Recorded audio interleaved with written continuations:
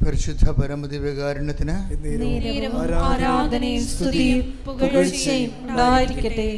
പരിശുദ്ധ പരമദിവ്യകാരുണ്യത്തിന് ആരാധനയും സ്തുതിയും പുകഴ്ചയും ഉണ്ടായിരിക്കട്ടെ. പരിശുദ്ധ പരമദിവ്യകാരുണ്യത്തിന് ആരാധനയും സ്തുതിയും പുകഴ്ചയും ഉണ്ടായിരിക്കട്ടെ. ഏറ്റു പ്രാർത്ഥിക്കുക. കർത്താവായ ദൈവമേ, ഈ ഉടമ്പടി ധ്യാനത്തിന്റെ ആദ്യാന്ത്യങ്ങളിലെ അങ്ങയുടെ കരുണാദ്രമായ പരിശുദ്ധാത്മാവിന്റെ അഭിഷേകത്താൽ ഞങ്ങളെ പഠിപ്പിക്കുകയും പുതിയ ബോധ്യങ്ങളിലേക്ക് ഞങ്ങളെ നയിക്കുകയും അങ്ങയുടെ സാക്ഷിയായി ഞങ്ങളെ ഉയർത്തുകയും ചെയ്യണമേ.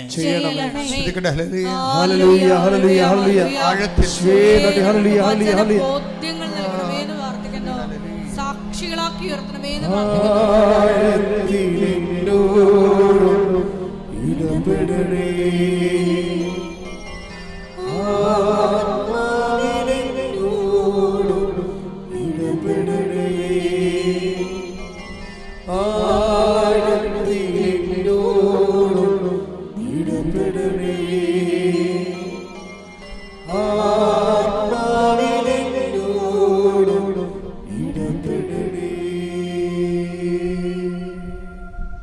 നമ്മളിങ്ങനെ പാടുമ്പോൾ ആ പാടുന്നതനുസരിച്ചുള്ള അന്തരാർത്ഥങ്ങൾക്ക് ആനുപാതികമായിട്ടുള്ള അനുഭവ തലങ്ങൾ നമ്മുടെ അവകാശം കൂടിയാണ്. പാടുന്ന വാക്കുകളുടെ അന്തരാർത്ഥങ്ങൾ. ഇപ്പോൾ എന്താ നമ്മൾ പാടിയത്? എന്താണ്? ആഴത്തിൽ എന്നോട് ഇടപെടണേ, ആത്മാവിൽ എന്നോട് ഇടപെടണേ. അപ്പം ദൈവ അനുഭവം എന്ന് പറയണത്, പ്രത്യേകിച്ച് ഉടമ്പടിയുടെ അനുഭവങ്ങളെന്ന് പറയണത്, ഉടമ്പടിയിൽ ഇങ്ങനെ നമ്മൾ മുന്നോട്ട് പോകുന്തോറും പുതിയ പുതിയ ദൈവാനുഭവങ്ങൾ നമ്മൾക്ക് അവകാശമായിട്ടുണ്ടാകും, അനുഭവത്തിലുണ്ടാവും.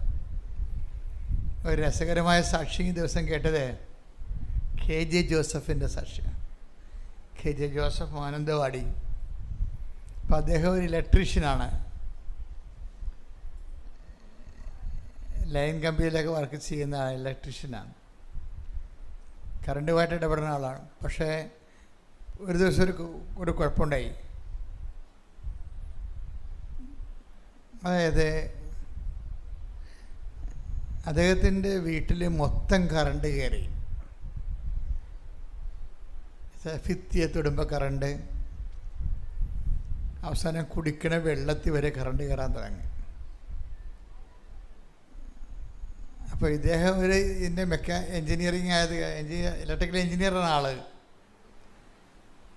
അപ്പോൾ ഇലക്ട്രിസിറ്റിയുമായിട്ട് ബന്ധമുള്ളത് കാരണം പുള്ളിക്ക് നല്ല കോൺഫിഡൻസാണ്. വേറെ ആരെയും വിളിക്കാതെ പുള്ളിക്കാരൻ തന്നെ ഇതെല്ലാം ചെയ്യാൻ തുടങ്ങി. അപ്പോൾ ആൾ ഉടമ്പടി ജീവിക്കുന്ന ആളാണ്. അപ്പോൾ ഇതെല്ലാം ഇതിനിടയ്ക്കാണ് ഈ കറണ്ട് കയറ്റം സംഭവിക്കുന്നത്. വീട്ടിലും ഭിത്തിയിലും എല്ലാം കറണ്ട് കയറിയിരിക്കുകയാണ്. ഇങ്ങനെയൊക്കെ മാത്രമൊരു കോൺഫിഡൻസ്, ഇത് എവിടെയെങ്കിലും കൊണ്ട് സെറ്റ് ചെയ്യാൻ പറ്റുമോ എന്നുള്ള രീതിയിൽ നോക്കിയപ്പോഴുണ്ട് എർത്ത് വയർ വിട്ടുകിടക്കുകയാണ്. അപ്പോൾ അവിടെയൊക്കെ വെള്ളമുണ്ട് ശരിക്കും. ആ പുള്ളി വളരെ സൂക്ഷിച്ചാണെങ്കിലും എർത്ത് വയറും അതിൻ്റെ റോഡും, എർത്തിൻ്റെ റോഡ് ഭൂമി കുത്തി ഇറക്കിയിരിക്കുന്ന ആ ഒരു ചെമ്പ് കുഴൽ അത് വിട്ടിരിക്കുകയാണ്. അത് തമ്മിൽ പുള്ളി ടെക്നിക്കലായിട്ട് തന്നെ വളരെ ശ്രദ്ധിച്ച്, കറണ്ടുള്ളതാണെങ്കിലും തനിക്ക് ഷോക്കടിക്കാത്ത രീതിയിൽ ഇപ്പോൾ അവരുടെ ഒരു അനുഭവ പരിചയം കൊണ്ട് അദ്ദേഹം അത് ഈ വിട്ടുപോയ കമ്പി ആ ഇരുമ്പ് റോഡിലോട്ട് ചെമ്പ് റോഡിലോട്ട് ഉടക്കിയെടുത്ത് ദാറ്റ്സ് ഓക്കെ, അത്രയും ഓക്കെയാണ്. പക്ഷേ ഇതിന് ശേഷം പുള്ളിക്കാരൻ ഇത് വിട്ടുപോയ സ്ഥലത്തേക്ക് ഈ കമ്പി കുത്തി ഇറക്കി കഴിഞ്ഞപ്പോൾ പിന്നെ പുള്ളി ചലിച്ചില്ല. കാര്യം അവിടെ വെള്ളം ഉണ്ടായത് കാരണം പുള്ളിയുടെ ശരീരം മൊത്തം ഇങ്ങനെ കറണ്ട് കയറി. കറണ്ട് കയറി, കറണ്ട് ഇങ്ങനെ കറണ്ട് അടിച്ചാൽ നിങ്ങൾക്ക്, എനിക്ക് കറണ്ട് അടിച്ചിട്ടുണ്ട്.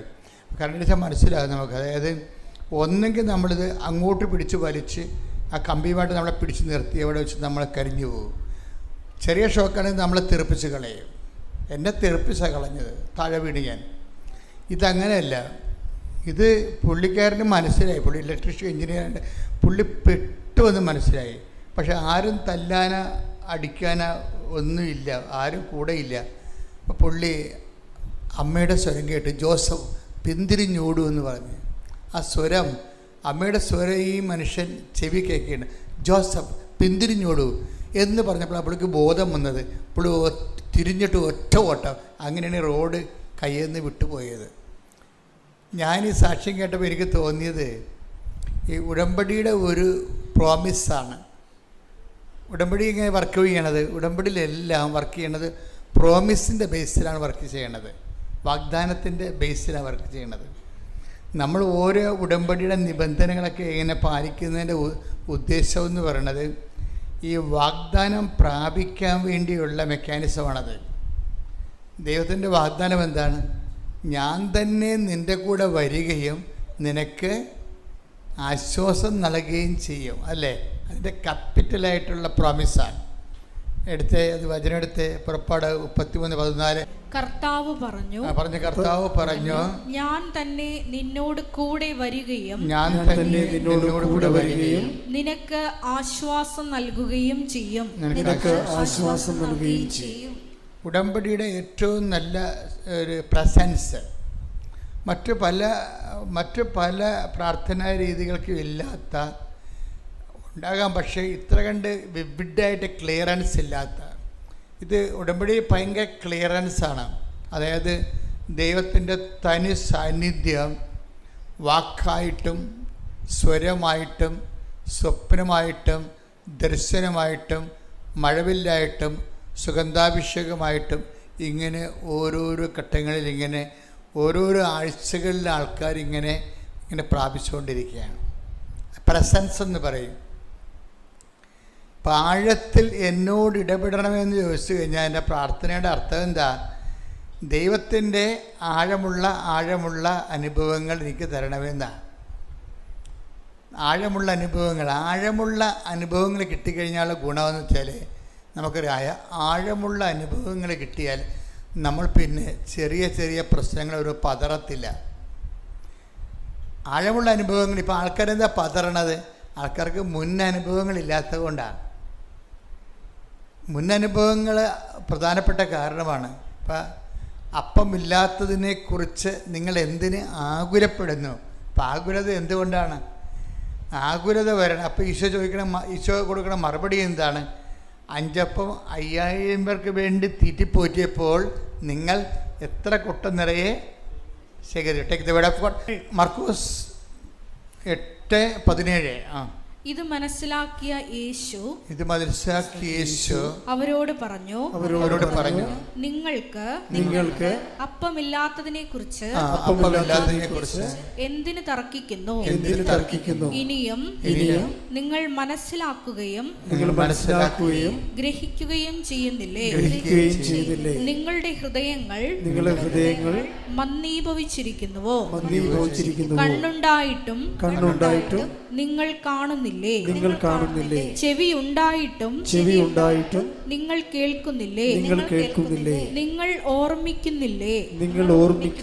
5 അപ്പം ഞാൻ 5000 പേർക്കായി ഭാഗിച്ചപ്പോൾ ശേഷിച്ച കഷണങ്ങൾ നിങ്ങൾ എത്ര കുട്ട നിറച്ചെടുത്തു? 12 എന്നവർ പറഞ്ഞു. അപ്പൊ ഒരു ആകുലത, അപ്പമില്ലാത്തതിനെ കുറിച്ചൊരു ആകുലത, ജോലി ഇല്ലാത്തതിനെക്കുറിച്ച് ആകുലത, വിവാഹം ഒത്തുവരാത്തതിനെക്കുറിച്ച് ആകുലത, മക്കളില്ലാത്തതിനെക്കുറിച്ച് ആകുലത നമുക്ക് വരും. അപ്പോഴേ നമ്മളെ അവിടെ നിന്ന് രക്ഷപ്പെടുത്തുന്നത് എന്താ? അപ്പോൾ ഈശോ പറഞ്ഞത്, പഴയ കാര്യങ്ങളിലെ നിൻ്റെ ജീവിതത്തിൽ ഞാൻ നേരത്തെ പ്രവർത്തിച്ചിട്ടുള്ള കാര്യങ്ങളെ നീ ഓർക്കണമെന്നാണ് പറയണം. എന്നിട്ട് നീ നിൻ്റെ വിശ്വാസത്തിൻ്റെ നങ്കൂരം അവിടെ ഇറക്കണം. എന്താ കാര്യം? ആ ദൈവം തന്നെയാണ് ഞാൻ. ഇപ്പം യേശുക്രിസ്തു ഇന്നലെയും ഇന്നും എന്നും ഒരാൾ തന്നെ തരെ. Take the word of God. എബ്രായർ 13:8 യേശു ക്രിസ്തു പറഞ്ഞ യേശു ക്രിസ്തു ഇന്നലെയും ഇന്നും എന്നും ഒരേ ആൾ തന്നെയാണ്. അപ്പൊ ഇന്നലെ 5 അപ്പം വർദ്ധിപ്പിച്ച ആളാണ് ഇന്നും നമ്മുടെ കൂടെ ഉള്ളത്, ഇല്ലേ? ഇതാണ് വിഷയം. അപ്പം അതുകൊണ്ട് അത് ഓർക്കണമെന്നാണ് പറയണത്. ഇവിടെ അപ്പോസ്തലന്മാർക്ക് പറ്റിയ അബദ്ധം എന്ന് പറയുന്നത് അവർ ഓർത്തില്ല. നമുക്ക് അനുഭവങ്ങൾ ഉണ്ടാകാം, പക്ഷെ അത് ഓർക്കണത്, ആ ഓർക്കണതിൻ്റെ കൂടെ ഉണ്ടാകുന്ന ആശ്വാസം അത് വേറെ ഒരു വിഷയമാണ്. എന്താണ്? പരിശുദ്ധാത്മാവിൻ്റെ കുറവും കൂടുതലും അനുസരിച്ചാണ് ഓർക്കണതും മറക്കണതും. മനസ്സിലായി? അവിടെയാണ് ആ കുഴപ്പം വരണത്. പരിശുദ്ധാത്മാവിൻ്റെ റോള് ഭയങ്കരമാണ്. അതുകൊണ്ടാണ് പരിശുദ്ധാത്മാവ് വരുമ്പോൾ ഞാൻ പഠിപ്പിച്ചിട്ടുള്ളതെല്ലാം നിങ്ങളെ അനുസ്മരിപ്പിക്കണ്ടേ. ശ്രുതിക്കട്ടെ. ഹല്ലേലൂയ, ഹല്ലേലൂയ, ഹല്ലേലൂയ, ഹല്ലേലൂയ. യേശുവേ നന്ദി. ഹല്ലേലൂയ, ഹല്ലേലൂയ. യോഹന്നാൻ 14:26 എന്നാൽ എന്റെ നാമത്തിൽ പിതാവ് അയക്കുന്ന സഹായകനായ പരിശുദ്ധാത്മാവ് എല്ലാ കാര്യങ്ങളും നിങ്ങളെ പഠിപ്പിക്കുകയും ഞാൻ നിങ്ങളോട് പറഞ്ഞിട്ടുള്ളതെല്ലാം നിങ്ങളെ അനുസ്മരിപ്പിക്കുകയും ചെയ്യും. പഴയ കാര്യങ്ങൾ ഓർക്കണമെന്ന് ഈശോ പറയുന്നുണ്ട്. ഓർക്കുമ്പോഴാണ് ഈ ആശ്വാസം ഉണ്ടാണ്. ആ ഈശോ തന്നെയാണ് ഇപ്പോഴും ഉള്ളത്. അവിടെ നീ സംഭ്രമിക്കേണ്ട കാര്യമില്ല, ഭയപ്പെടേണ്ട കാര്യമില്ല. ഞാനാണ് നിന്റെ ദൈവം. Take the word of God. സ്തുതിക്കട്ടെ. ഹല്ലേലൂയ, ഹല്ലേലൂയ, ഹല്ലേലൂയ, ഹല്ലേലൂയ. യേശുവേ നന്ദി. ഹല്ലേലൂയ, ഹല്ലേലൂയ, ഹല്ലേലൂയ. യെശയ്യാ 41:10 ഭയപ്പെടേണ്ട, ഞാൻ നിന്നോട് കൂടെയുണ്ട്. സംഭ്രമിക്കേണ്ട, ഞാനാണ് നിന്റെ ദൈവം. ഞാൻ നിന്നെ ശക്തിപ്പെടുത്തുകയും സഹായിക്കുകയും ചെയ്യും. എന്റെ വിജയകരമായ വലത്തു കൈകൊണ്ട് ഞാൻ നിന്നെ താങ്ങി നിർത്തും. I will uphold you in my victorious right hand. എൻ്റെ വിജയകരമായ വലത് കരത്താൽ ഞാൻ നിന്നെ താങ്ങി നിർത്തും. വിജയകരം എന്ന് പറയുന്നത് എന്താണ്? നേരത്തെ യുദ്ധം ചെയ്ത് ജയിച്ച കൈയാണെന്ന്. മനസ്സിലായില്ലേ? നീ അനുഭവിക്കുന്ന പല പ്രശ്നങ്ങളിലൂടെയും കടന്നുപോയി അതിനെല്ലാം ജയിച്ച ആളാണ്. അതുകൊണ്ട് ഇതെല്ലാം കണ്ടതാണ്. അതുകൊണ്ട് നീ ഭയപ്പെടേണ്ട കാര്യമില്ല. ഞാനാണ് നിന്റെ ദൈവം. കൈയടിക്കട്ടെ. സ്തുതിക്കട്ടെ. ഹല്ലേലൂയ, ഹല്ലേലൂയ, ഹല്ലേലൂയ. മഹത്വം, മഹത്വം. ദൈവപിതാവേ നന്ദി. ദൈവപിതാവേ മഹത്വം. ദൈവപിതാവേ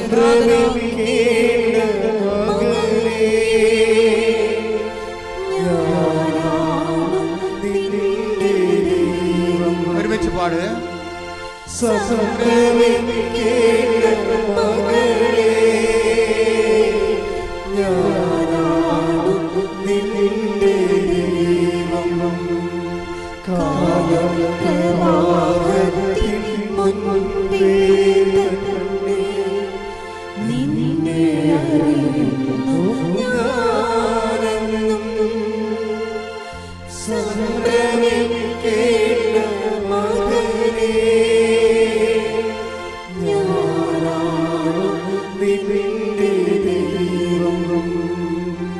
അനുഭവങ്ങൾ നമുക്കുണ്ടാകാം, പക്ഷേ അനുഭവങ്ങൾ നമ്മളെ ആശ്വസിപ്പിക്കണം നിർബന്ധമില്ല. നമ്മളെ ആശ്വസിപ്പിക്കണം എന്തായിരിക്കും? പരിശുദ്ധാത്മാവായിരിക്കും. അപ്പം അതുകൊണ്ട് തന്നെ എപ്പോഴും നമ്മൾ വിജിലൻ്റ് ആകണം. നമ്മളിൽ പരിശുദ്ധാത്മാവ് ഉണ്ടെങ്കിൽ പഴയ ഫയലെടുത്ത് നമുക്ക് കാണിച്ചു തരും, നമ്മൾ ഓർപ്പിക്കും. പരിശുദ്ധാത്മാവ് വരുമ്പോൾ ഞാൻ പഠിപ്പിച്ചിട്ടുള്ള നിങ്ങളെ അനുസ്മരിപ്പിക്കുമെന്നാണ് ഈശോയുടെ വാഗ്ദാനം. അപ്പോൾ ഈ പരിശുദ്ധാത്മാവിൽ ഇങ്ങനെ നിലനിൽക്കാൻ എന്താ മാർഗം? എല്ലാവർക്കും വരുന്ന സംഭവങ്ങൾ അവർ പരിശുദ്ധാത്മാവ് ഇപ്പോൾ നമുക്ക് ചില ആപ്ലിക്കേഷൻസൊക്കെ ഉണ്ടല്ലോ, മൊബൈലൊക്കെ ആപ്ലിക്കേഷൻസ് ഇല്ലേ? അപ്പോൾ ഉണ്ടാവും, പക്ഷേ നമ്മൾ പറയും അത് ആക്ടിവേറ്റഡ് ആയിട്ടില്ലെന്ന് പറയും. രണ്ടും രണ്ട് സംഭവമാണ്. അപ്പോൾ നമ്മൾ അതിൻ്റെ ബട്ടൺ അമർത്തി ആക്ടിവേറ്റ് ആക്കും. പരിശുദ്ധാത്മാവ് നമ്മളിൽ ഉണ്ടാവും, അത് ആക്ടിവേറ്റ് മൂഡിലായിരിക്കത്തില്ല. ആക്ടിവേറ്റ് ചെയ്യണമെങ്കിൽ, പരിശുദ്ധാത്മാവിനെ ആക്ടിവേറ്റ് ചെയ്യണമെങ്കിൽ, പ്രവർത്തനക്ഷമമാക്കണമെങ്കിൽ പ്രഥമ നടപടി എന്താണ്? പശ്ചാത്താപമാണ് അല്ലേ? പശ്ചാത്താപം. അപ്പം ഞങ്ങൾ പരിശുദ്ധാത്മാവിനെ സ്വീകരിക്കാൻ ഞങ്ങൾ എന്ത് ചെയ്യണമെന്നൊക്കെ ചോദിക്കുമ്പോൾ അതിന് സുവിശേഷത്തിലൂടെ പത്രോസ് നൽകുന്ന മറുപടി എന്താണ്? നിങ്ങൾക്ക് പശ്ചാത്താപം ഉണ്ടാകണം അല്ലേ? നടപടിയെടുത്ത് അപ്പോസ്തല പ്രവർത്തനങ്ങൾ 2:38. പത്രോസ് പറഞ്ഞു, നിങ്ങൾ പശ്ചാത്തപിക്കുവിൻ, പാപമോചനത്തിനായി എല്ലാവരും യേശുക്രിസ്തുവിന്റെ നാമത്തിൽ സ്നാനം സ്വീകരിക്കുവിൻ. പരിശുദ്ധാത്മാവിന്റെ ദാനം നിങ്ങൾക്ക് ലഭിക്കും. അപ്പോൾ നിങ്ങൾ ഓർക്കും, അയ്യോ ഇന്നിപ്പോൾ ഇവിടെ എല്ലാവരും കാത്തലിക്സിലല്ല ഇരിക്കുന്നത്, നോൺ ക്രിസ്ത്യൻസും ഉണ്ട്. അപ്പോൾ നിങ്ങൾ അയ്യോ ഞങ്ങളെങ്ങനെ സ്നാനം സ്വീകരിക്കണമെന്ന്. സ്നാനം പലതരം ഉണ്ടല്ലേ. വെള്ളത്തിൽ ബാപ്റ്റിസം വിത്ത് വാട്ടറുണ്ട്, പിന്നെ ബാപ്റ്റിസം ബൈ ഫെയ്ത്ത് ഉണ്ട്. എല്ലാവർക്കും സ്വീകാര്യവും ലളിതവുമായ മാർഗം എന്താണ്? Baptism by ഫെയ്ത്താണ്. യേശുക്രിസ്തുവാണ് എൻ്റെ പാപങ്ങൾക്ക് പരിഹാരം ചെയ്തതെന്ന് വിശ്വസിച്ചാൽ വിശ്വാസ സ്നാനമായി. കൈയടിച്ച് സ്തുതിക്കട്ടെ. ഹല്ലേലൂയ. ഹല്ലേലൂയ, ഹല്ലേലൂയ, ഹല്ലേലൂയ, ഹല്ലേലൂയ. മഹത്വം, ആരാധന, ഹല്ലേലൂയ, ഹല്ലേലൂയ. ആരാധന, മഹത്വം,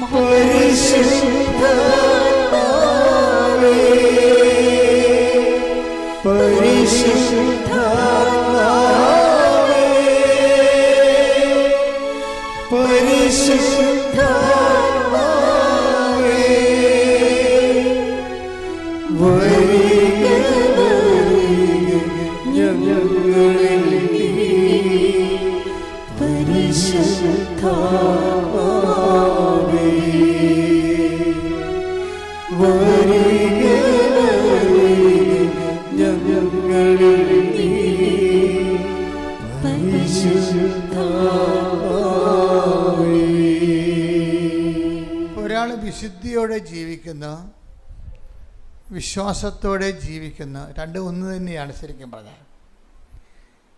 വിശുദ്ധിയോടെ ജീവിക്കുന്നു എന്ന് പറയണതും വിശ്വാസത്തോടെ ജീവിക്കുന്നു എന്ന് പറയണതും ഒന്നാണ്. രണ്ടാകണമെങ്കിൽ എൻ്റെ അകത്ത് കാപട്യമുണ്ട്.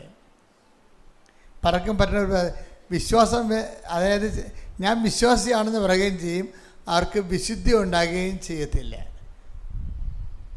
അത് പക്ഷേ ഇത് രണ്ടും കൂടി സിങ്ക് ആകുമ്പോഴാണ് ശരിക്കും ഈ പവർ ആക്ടിവേറ്റ് ആകണത്. ഇപ്പോൾ യേശുക്രിസ്തുവിനെ നമുക്ക് വിശ്വസിക്കാം, കേവലമായി വിശ്വസിക്കാം, ആക്ടിവേറ്റ് ആകണമെന്ന് നിർബന്ധമില്ല.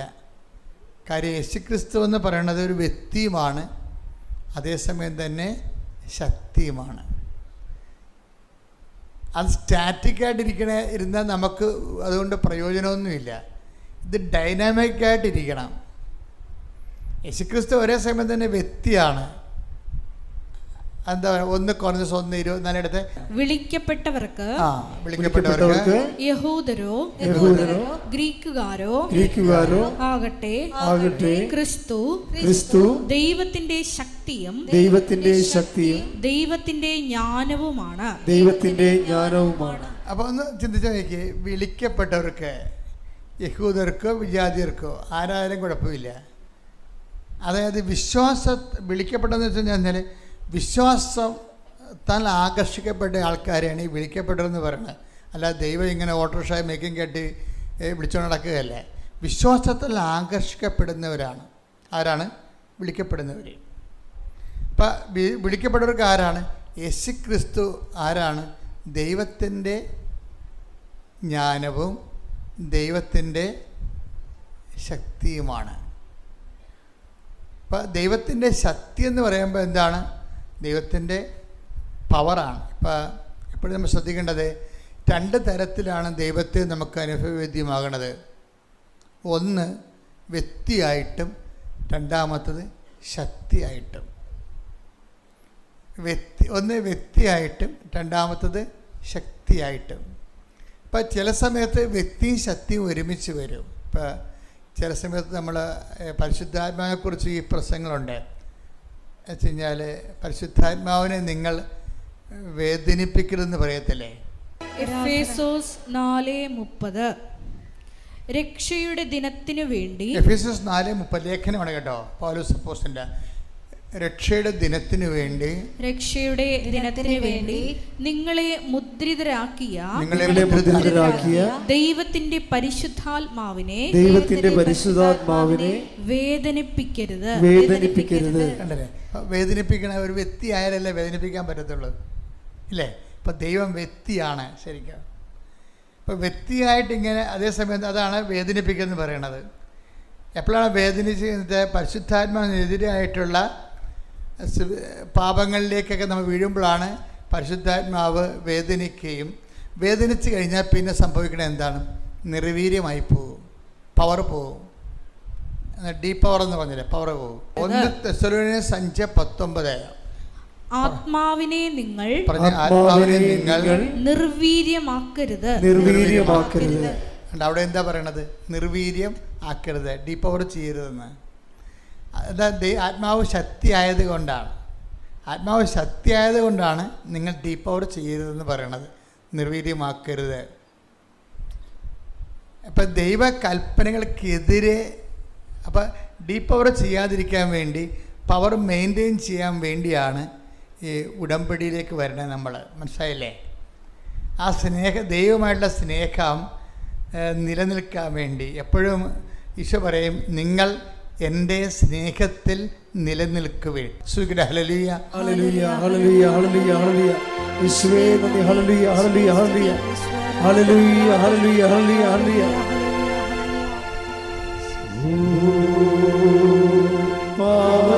പാവനാത്മാവേ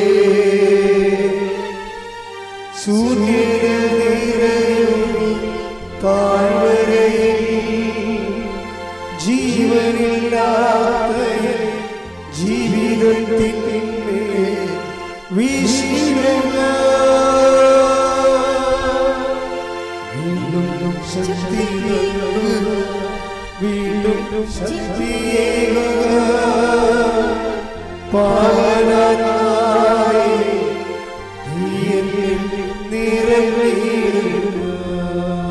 ഒരുമിച്ച് പാടാം, എല്ലാവർക്കും പാടാം, കൈയടിച്ചിട്ട് പാടാം. പാവനാത്മാവേ ശൂന്യതയിലും താഴ്വരയിൽ ജീവനില്ലാത്ത ജീവിതത്തിന്റെ വീശിടുക. വീണ്ടും ജീവനേകുക, വീണ്ടും ശക്തിയേകുക. പാവനാത്മാവേ നീ എന്നിൽ നിറഞ്ഞിടുക. വീണ്ടും ശക്തിയേകുക. പാവനാത്മാവേ നീ എന്നിൽ നിറഞ്ഞിടുക. ഓ പാവനാത്മാവേ, പാവനാത്മാവേ ശൂന്യതയിലും താഴ്വരയിൽ ജീവനില്ലാത്ത ജീവിതത്തിന്മേൽ വീശിടുക. വീണ്ടും ജീവനേകുക, വീണ്ടും ശക്തിയേകുക. പാവനാത്മാവേ നീ എന്നിൽ നിറഞ്ഞിടുക. വീണ്ടും ശക്തിയേകുക, ശക്തിയേകുക. പാവനാത്മാവേ നീ എന്നിൽ നിറഞ്ഞിടുക. കൈ നെഞ്ചത്ത് വെച്ചുകൊണ്ട് വീണ്ടും ശക്തിയേകുക. പാവനാത്മാവേ നീ എന്നിൽ നിറഞ്ഞിടുക. ഒരുമിച്ച് എല്ലാവരും വീണ്ടും ശക്തിയേകുക. പാവനാത്മാവേ നീ എന്നിൽ നിറഞ്ഞിടുക. വീണ്ടും ശക്തിയേകുക. പാവനാത്മാവേ നീ എന്നിൽ നിറഞ്ഞിടുക.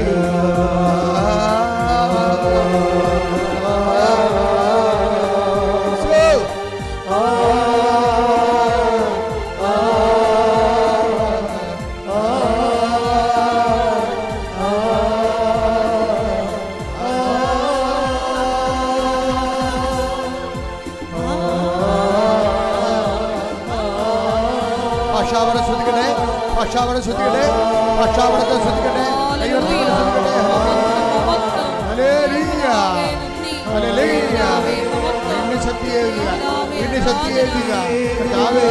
സ്വർഗം തുറക്കണമേ, സ്വർഗം തുറക്കണമേ, സ്വർഗം തുറക്കണമേ. എന്റെ വിശുദ്ധ പൗരോഹിത്യത്തെ മഹത്വപ്പെടുത്തണമേ, സഭയുടെ സാന്നിധ്യത്തെ പ്രകടമാക്കണമേ.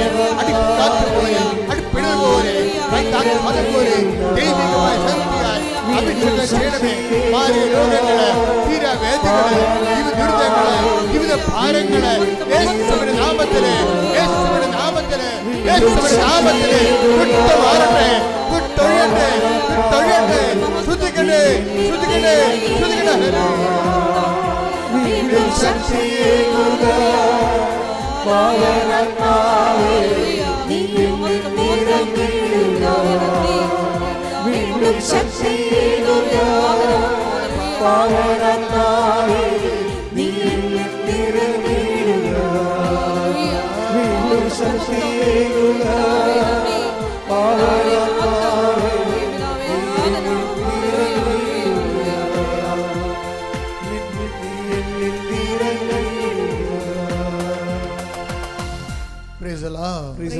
പരിശുദ്ധ പരമദിവ്യകാരുണ്യത്തിന് ആരാധനയും സ്തുതിയും പുകഴ്ചയും പരിശുദ്ധ പരമദിവ്യകാരുണ്യത്തിന് ആരാധനയും സ്തുതിയും പുകഴ്ചയും ഉണ്ടായിരിക്കട്ടെ. എൻ്റെ പ്രിയപ്പെട്ടവരെ, നമ്മൾ വിശ്വാസത്താൽ കർത്താവിൻ്റെ തിരുസന്നിധിയിലേക്ക് ആകർഷിക്കപ്പെട്ട് കഴിഞ്ഞാൽ നമുക്ക് സംഭവിക്കുന്ന വിഷയങ്ങളെക്കുറിച്ചാണ് ഇപ്പോൾ പരിശുദ്ധാത്മാവ് വെളിപ്പെടുത്തുന്നത്. ഒന്നെന്താണ്? ദൈവം അടിസ്ഥാനപരമായിട്ട് ആരാണ്? ഒരു വ്യക്തിയാണ്. അതേസമയം തന്നെ ദൈവം സാരൂപ്യത്തിൽ വ്യക്തിയും സാരാംശത്തിൽ ശക്തിയുമാണ്. ഈ ശക്തി നമ്മളിലേക്ക്, നമ്മളെ സ്നേഹത്തിൽ നിലനിന്ന് കഴിയുമ്പോൾ ശക്തി ആവഹിക്കാൻ തുടങ്ങും. ഇതാണ് എൻ്റെ ഒരു പ്രോസസ്സിങ് എന്ന്, പ്രക്രിയ എന്ന് പറഞ്ഞാൽ. അതുകൊണ്ട് ഈശോ എപ്പോഴും പറയും, നിങ്ങൾ എൻ്റെ സ്നേഹത്തിൽ നിലനിൽക്കുവിൻ, നിങ്ങൾ എൻ്റെ കൽപ്പനകൾ പാലിച്ചാൽ എൻ്റെ സ്നേഹത്തിൽ.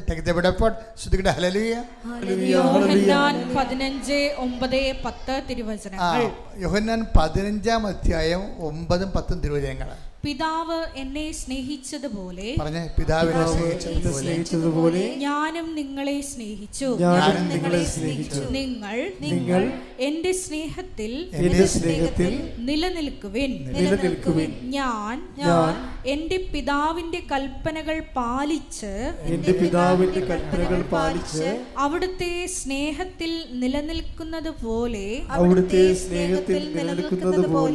നിങ്ങൾ എന്റെ കൽപ്പനകൾ പാലിച്ചാൽ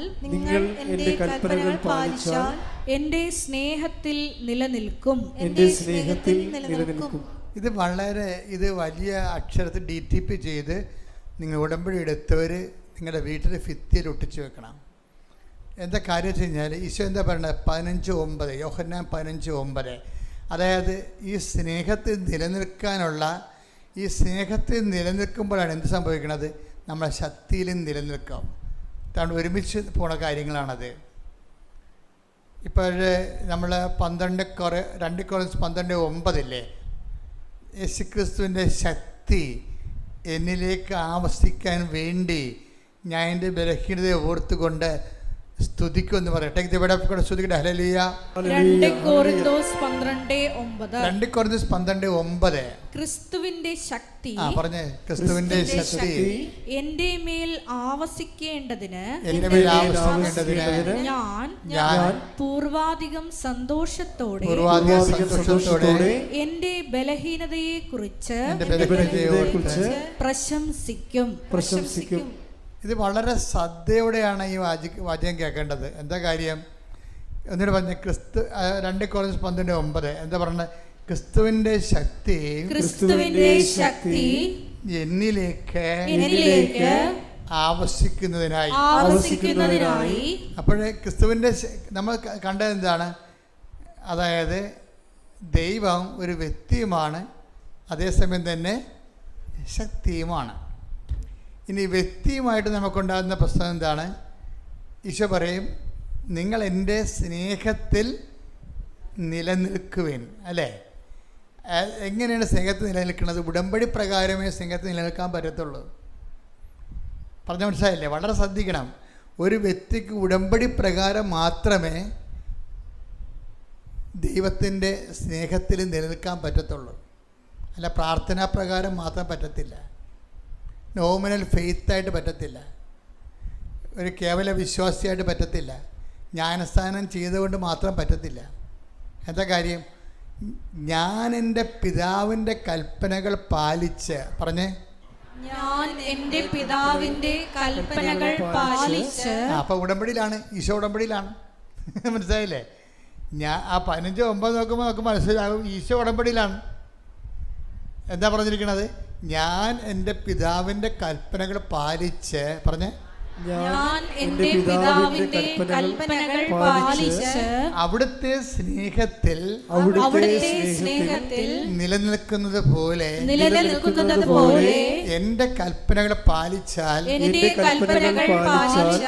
നിങ്ങളും എൻ്റെ സ്നേഹത്തിൽ നിലനിൽക്കും. അപ്പം ഇതാണ് ഈ സ്നേഹത്തിൽ നിലനിൽക്കുന്നതാണ് ഇതിൻ്റെ ഒരു സ്റ്റാറ്റസ് എന്ന് പറയുന്നത്. ഇപ്പോൾ കത്തോലിക്കർ കുമ്പസാരിക്കുമല്ലോ, 2 ആഴ്ച കൂടുമ്പോൾ കുമ്പസാരിക്കാൻ പറഞ്ഞിട്ടുണ്ട്. കുമ്പസാരിക്കുമ്പോൾ അത് കുഴിയാഴ്ച കുമ്പസാരമല്ല കേട്ടോ, നോൻപ് കുമ്പസാരവും അല്ല. ഉടമ്പടി കുമ്പസാരം എന്ന് പറയുന്നത് ആദ്യം നിങ്ങൾ പരിശോധിച്ച് സ്റ്റാറ്റസ് കീപ്പ് ചെയ്യുന്നുണ്ടെന്ന് നോക്കണം. എന്താണ്? കർത്താവിൻ്റെ സ്നേഹത്തിലാണോ ഞാൻ നിലനിൽക്കുന്നതെന്നാണ് ആദ്യം പരിശോധിക്കേണ്ടത്. ഉടമ്പടി പുതുക്കുന്നവരും പരിശോധിക്കേണ്ടത് അതാണ്. ഫസ്റ്റ് റെഫറൻസ്, ഞാൻ കർത്താവിൻ്റെ സ്നേഹത്തിലാണോ നിലനിൽക്കുന്നത്. ഇപ്പം നിലനിൽക്കുന്നതിന് എന്താ? എൻ്റെ കൽപ്പനകൾ പാലിച്ചാൽ, പറഞ്ഞേ, എൻ്റെ കൽപ്പനകൾ പാലിച്ചാൽ നിങ്ങൾ എൻ്റെ സ്നേഹത്തിൽ നിലനിൽക്കും. അപ്പോൾ കൽപ്പനകൾ പാലിക്കുന്നതിലൂടെയാണ് നിങ്ങൾക്ക് എന്നോട് സ്നേഹമുണ്ടെങ്കിൽ നിങ്ങൾ എൻ്റെ കൽപ്പനകൾ പാലിക്കും. ഈശോ എടുത്തെടുത്ത് പറയുന്ന സംഭവമാണ്.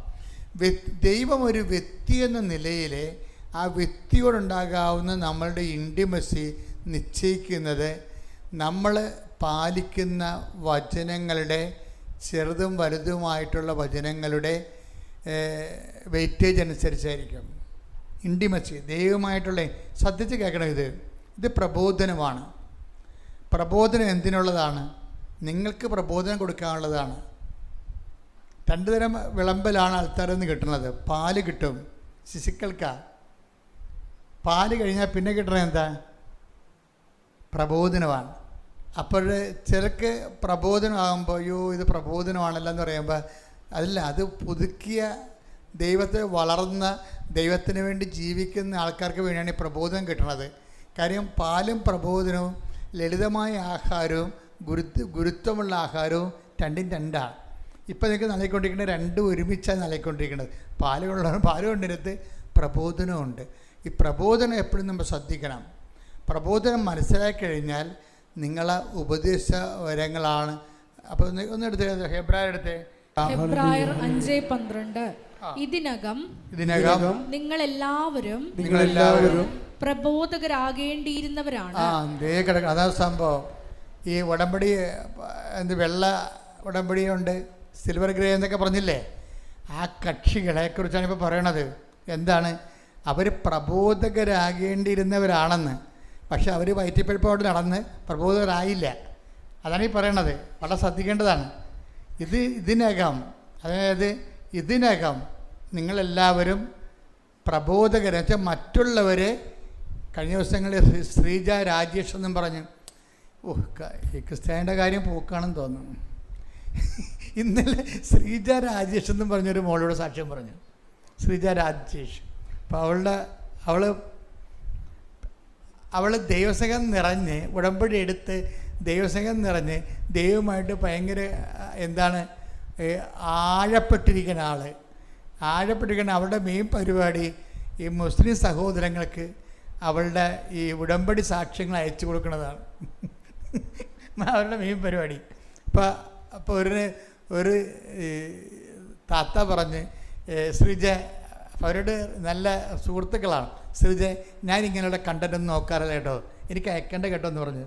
അപ്പോൾ ശ്രീജ പറയും, താത്ത ഇത് കുഴപ്പമില്ല, ഇത് എൻ്റെ അനുഭവങ്ങളാണ്, താത്താക്ക് ഈ അനുഭവം വരുമ്പോൾ ഞാൻ ചെയ്യണത് ശരിയാണെന്ന് തോന്നുന്നു എന്ന് പറഞ്ഞു.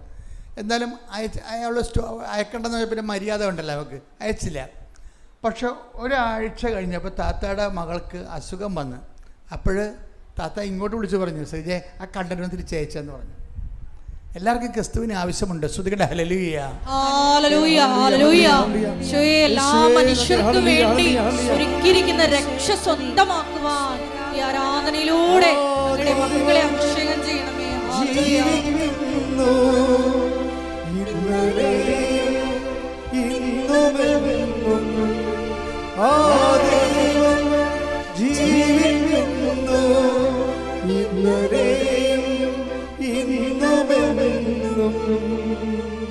പരിശുദ്ധ പരമ ദിവ്യകാരുണ്യത്തിന് എന്നേരവും ആരാധനയും സ്തുതിയും പുകഴ്ചയും ഉണ്ടായിരിക്കട്ടെ.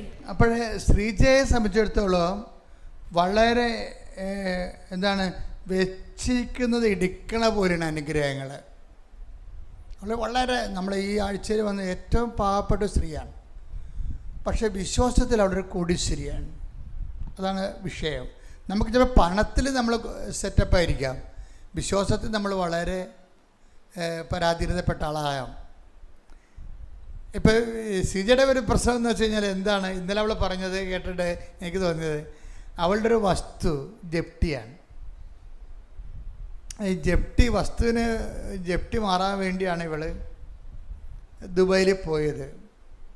അവിടെ പോയെങ്കിലും വസ്തു ജപ്തിയായി. അപ്പോഴേ ഉടമ്പടി എടുത്തിട്ടാണ് ദുബായിലേക്ക് ആൾ പോയത്. ഒരു കുഞ്ഞിനെ നോക്കാൻ വേണ്ടി പോയതാണ്. അപ്പോൾ ഉടമ്പടി രാത്രിയൊക്കെ ഇരുന്ന് പ്രാർത്ഥിക്കുമ്പോൾ അമ്മ പറയും ചിട്ടി ചിട്ടി എന്ന് പറയും. അതായത് സാധാരണ മനുഷ്യരോട് സാധാരണ വിഷയത്തിൽ ദൈവം സംസാരിക്കും. അതാണ് വിഷയം. അവൾക്ക് രക്ഷപ്പെടാൻ മാർഗമില്ല. മാതാവ് അവളോട് പറയും സിജ ചിട്ടി ചിട്ടി എന്ന് പറയും. അപ്പോൾ ഇതൊരു 3-4 ദിവസം ഇങ്ങനെ ചിട്ടി ചിട്ടി എന്ന് കേൾക്കുമ്പോൾ ഇവർക്ക് തോന്നും ഞാൻ ചിട്ടി എടുക്കാൻ വേണ്ടി അമ്മ പറയുകയിരിക്കുമെന്ന്. അപ്പോൾ അങ്ങനെ വലിയ ചിട്ടി എടുക്കാനുള്ള കഴിവൊന്നുമില്ല. അപ്പോൾ അതാണോ ഇല്ലയെന്നറിയാൻ വേണ്ടി കുറച്ച് കഴിഞ്ഞപ്പോൾ ഒരു ചിട്ടിക്കാരൻ പുള്ളി വിളിക്കും, സിജ ഒരു പുതിയ ചിട്ടി തുടങ്ങിയിട്ടുണ്ടെന്ന് പറയും. അപ്പോൾ അവൾക്ക് മനസ്സിലാവും മദർ തന്നെ സെറ്റ് ചെയ്ത് എടുത്തുകൊണ്ട് മദർ സെറ്റ് ചെയ്തെടുത്തുകൊണ്ട് വരികയാണ് എന്ന് പറയും. ഉടനെ അവൾ ചിട്ടി പിടിക്കും. അവൾ ചിട്ടി എടുക്കും. അപ്പോൾ അവൾ പറഞ്ഞ ഇതാണ്, ചിട്ടി വീണാലും എനിക്ക് ഈട് വെക്കാനുള്ള പ്രമാണം വേറെ ബാങ്കിൽ ഇരിക്കണേ. അതാണ് പ്രശ്നം. ഓരോ മനുഷ്യൻ പെടുന്ന പാടില്ലേ, കണ്ണുനീര് അവൻ്റെ കണ്ണീര് അവൻ്റെ സ്വന്തമാണ്. അത് അനുഭവിക്കുമ്പോൾ നമുക്ക് മനസ്സിലാകത്തുള്ളൂ. പക്ഷെ മാതാവിനെല്ലാം മനസ്സിലാവും. കൈയ്യടിയുടെ ശ്രുതികട ഹല്ലേലൂയ, ഹല്ലേലൂയ, ഹല്ലേലൂയ. മഹത്വം മഹത്വം, ആരാധന ആരാധന.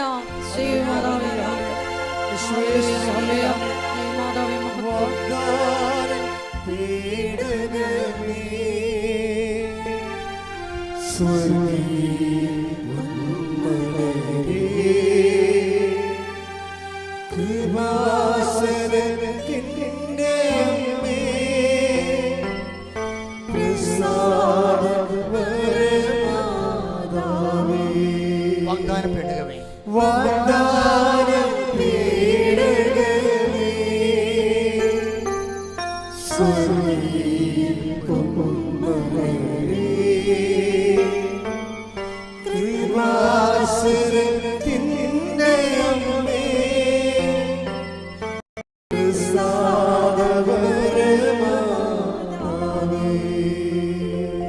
ജയേഷ്മതൻ്റെ പാട്ടാണിത്. ജയേഷ്മതനോട് ഒരിക്കൽ ഞാൻ പറഞ്ഞു നമ്മുടെ മാതാവിനെ കുറിച്ച് പാട്ട് പാടാമെന്ന് പറഞ്ഞു. ഇപ്പം ജയേഷ്മതൻ എഴുതിക്കൊണ്ട് വന്ന പാട്ടാണിത്. വാഗ്ദാന പേടകമേ, എന്താ ജയേഷ്മത? വാഗ്ദാന പേടകമേ, സ്വർഗീയ പൊന്മലരെ, സ്വർഗീയ പൊന്മലരെ, കൃപാസനത്തിൻ്റെ അമ്മേ. കൃപാസനത്തിൻ്റെ അമ്മയെന്ന് കേട്ടപ്പോൾ എൻ്റെ നെറ്റി ചുളിഞ്ഞായിരുന്നു അന്ന്. ഞാൻ പറഞ്ഞില്ല. ഞാൻ നിങ്ങളിങ്ങനെ ഓരോ ധ്യാനഗ്രന്ഥക്കാരും ഓരോ അമ്മയും കൊണ്ട് പൊക്കിക്കൊണ്ട് നടക്കണം എൻ്റെ ഉദ്ദേശം. ഞാൻ എൻ്റെ ഉള്ളിൽ തന്നെ എപ്പോഴും ഒരു യുക്തിവാദി ജീവിച്ചിരിപ്പുണ്ട്. അത് കാരണം ഇങ്ങനെയൊക്കെ കേൾക്കുമ്പോൾ എനിക്ക് അത്ര ഇഷ്ടപ്പെടത്തില്ല. കാര്യം അങ്ങനെ നമ്മളെ കൃപാസനത്തിൻ്റെ അമ്മ, സഭയുടെ മാതാവെന്ന് പറഞ്ഞാൽ പോരെ. പക്ഷേ ആ പാട്ട് ക്ലിക്കായി, അഭിഷേകമായി. എൻ്റെ കൃപാസനത്തിൻ്റെ അമ്മയെന്ന് ഇപ്പം എനിക്ക് കുറച്ച് അന്നെനിക്ക് മനസ്സിലായില്ലെങ്കിലും ഇന്നെനിക്ക് മനസ്സിലാകുന്നുണ്ട്. എന്താ കാര്യം? കൃപാസനത്തിൻ്റെ അമ്മയെന്ന് പറയുന്ന ശ്രീജയുടെ ചിട്ടിയൊക്കെ എടുക്കും. മനസ്സിലായില്ലേ? അതാണ് പ്രശ്നം. കൃപാസനത്തിൻ്റെ അമ്മയെന്ന് പറയുമ്പോൾ ശ്രീജയുടെ ചിട്ടി പ്രശ്നം, ചിട്ടി പ്രശ്നം. അവൾ രക്ഷപ്പെടാൻ എന്താ മാർഗം? അത് എടുക്കും. ശ്രുതിക്കട്ടെ ഹല്ലേലൂയ. ഹല്ലേലൂയ ഹല്ലേലൂയ ഹല്ലേലൂയ. കൂടെ നിൽക്കുന്ന കൃപാസന അമ്മയെ നന്ദി പറയുന്നു. ഹല്ലേലൂയ.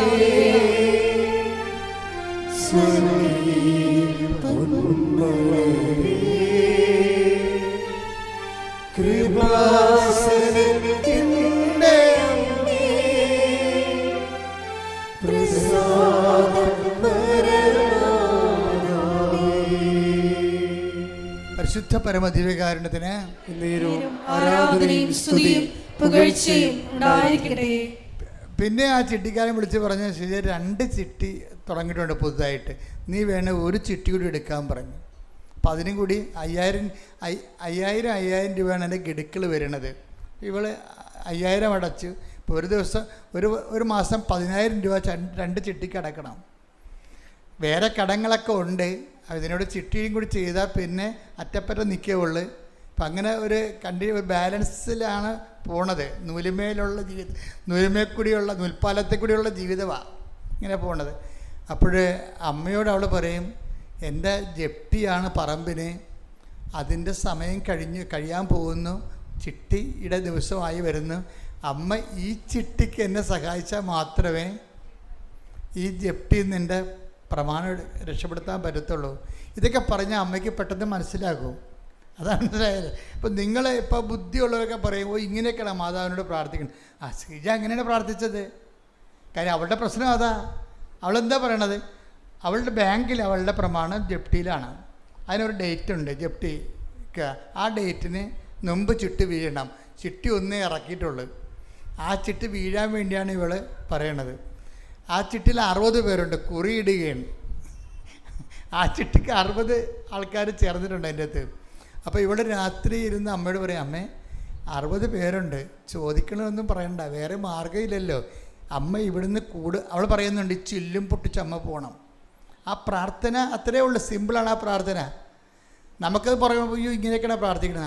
അവളുടെ അവസ്ഥയാണ്, അമ്മ ചില്ലും പൊട്ടിച്ച് അമ്മ പോകണം. അമ്മ ചെന്നിട്ട് എൻ്റെ പേര് തന്നെ എടുത്ത് എനിക്ക് തന്നെ, എന്നാലും നിക്കക്കള്ളിയുള്ളെന്ന് പറയും. പിറ്റേ ദിവസം ചിട്ടി എടുക്കുമ്പോൾ 1ാമത്തെ ചിട്ടി കുറി വീണ ശ്രീജയുടെ പേരാ. അപ്പം അതാണ് എന്നുവെച്ചാൽ അവളുടെ കണ്ണുനീര് ഒപ്പണമെങ്കിൽ അതേ മാത്രമേ നടപടിക്രമമുള്ളൂ. വേറെ താത്വിക പ്രബോധനം നടത്തിയിട്ട് കാര്യമില്ല. താത്വിക പ്രബോധനം അല്ല നടത്തേണ്ടത്. അവിടെ വിഷയം വിശക്കുന്നവന് അവിടെ വേറെ ചോറിനെക്കുറിച്ച് നമ്മൾ ഒരു എസ്സേ എഴുതി കൊടുത്തിട്ട് കാര്യമില്ല. ചോറ് വിളമ്പി കൊടുക്കണം. വിശപ്പിനെക്കുറിച്ചുള്ള അനാറ്റമിക്കൽ ബയോളജിക്കൽ ഡേറ്റ കൊടുത്തിട്ട് കാര്യമില്ല. എന്താണ് വിശപ്പ്? വേണേൽ പറയാം അതൊരു തോന്നലാണ് എന്ന് പറയും. നല്ല കാര്യമുണ്ട്. അവർ ചോറ് കൊടുക്കണം പത്രത്തിൽ. അതാണ് കൃപാസനത്തിൻ്റെ അമ്മ. ശ്രുതിക്കട്ടെ ഹല്ലേലൂയ.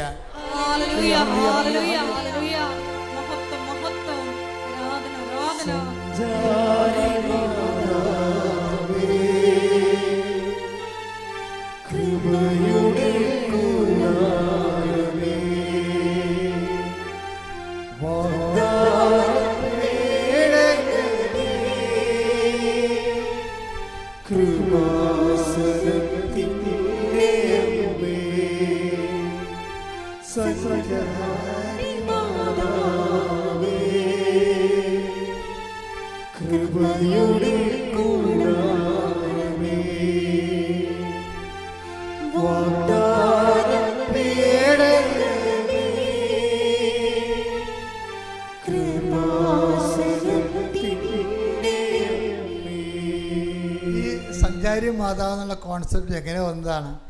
എല്ലാത്തിനും ബിബ്ലിക്കലായിട്ടുള്ള ഒരു എന്താണ് ഫൗണ്ടേഷൻ ഉണ്ടാവും. പക്ഷേ ആൾക്കാരുടെ അനുഭവ തലങ്ങളിൽ നിന്ന് അവരിടുന്ന പേരുകളാണ് ഇതൊക്കെ.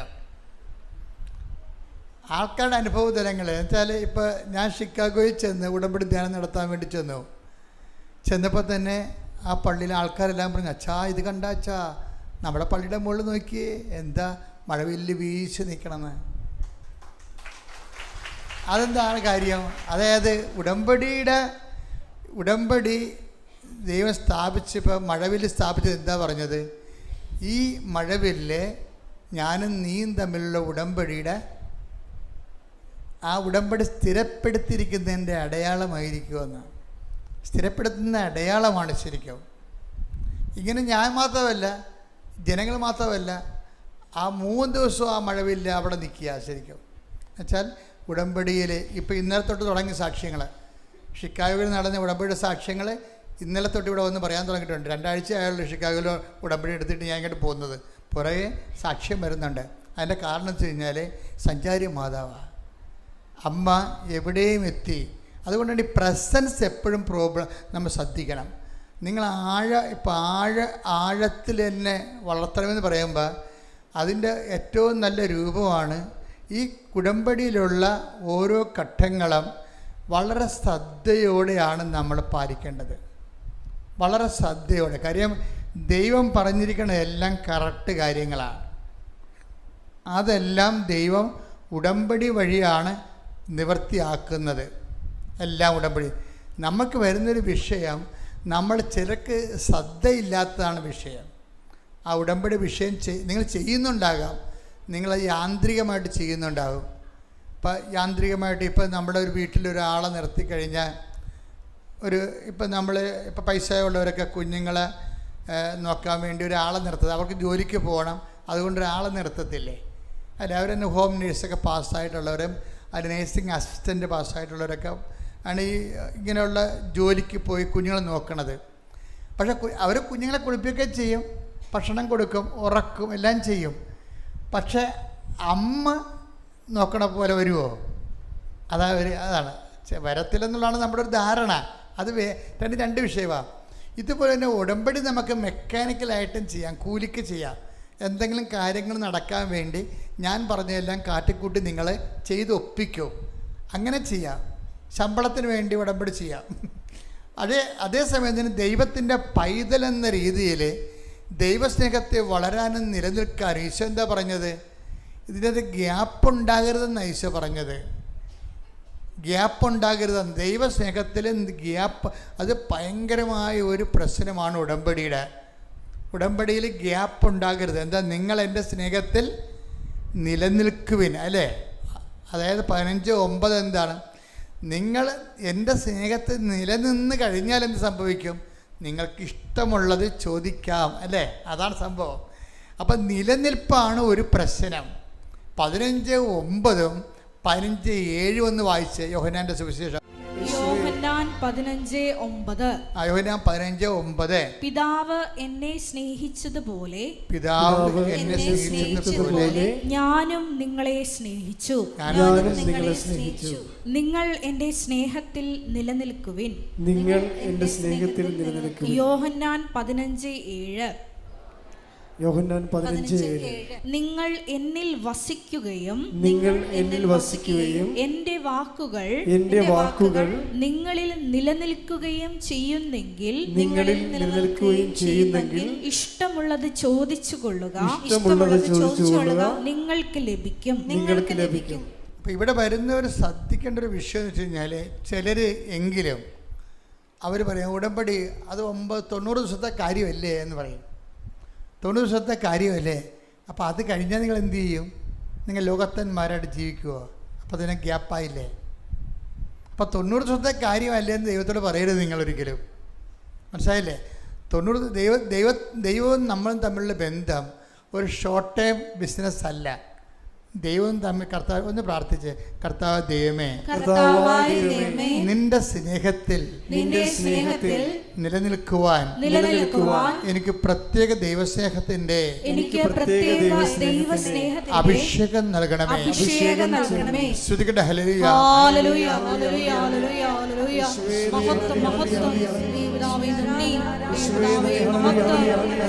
സ്നേഹത്തിൽ നിലനിൽക്കുവാനുള്ള മരണം വരെ ഉടമ്പടിയിൽ നിലനിൽക്കുവാനുള്ള അധിക അഭിഷേകം നൽകണമേ. ഹല്ലേലൂയ.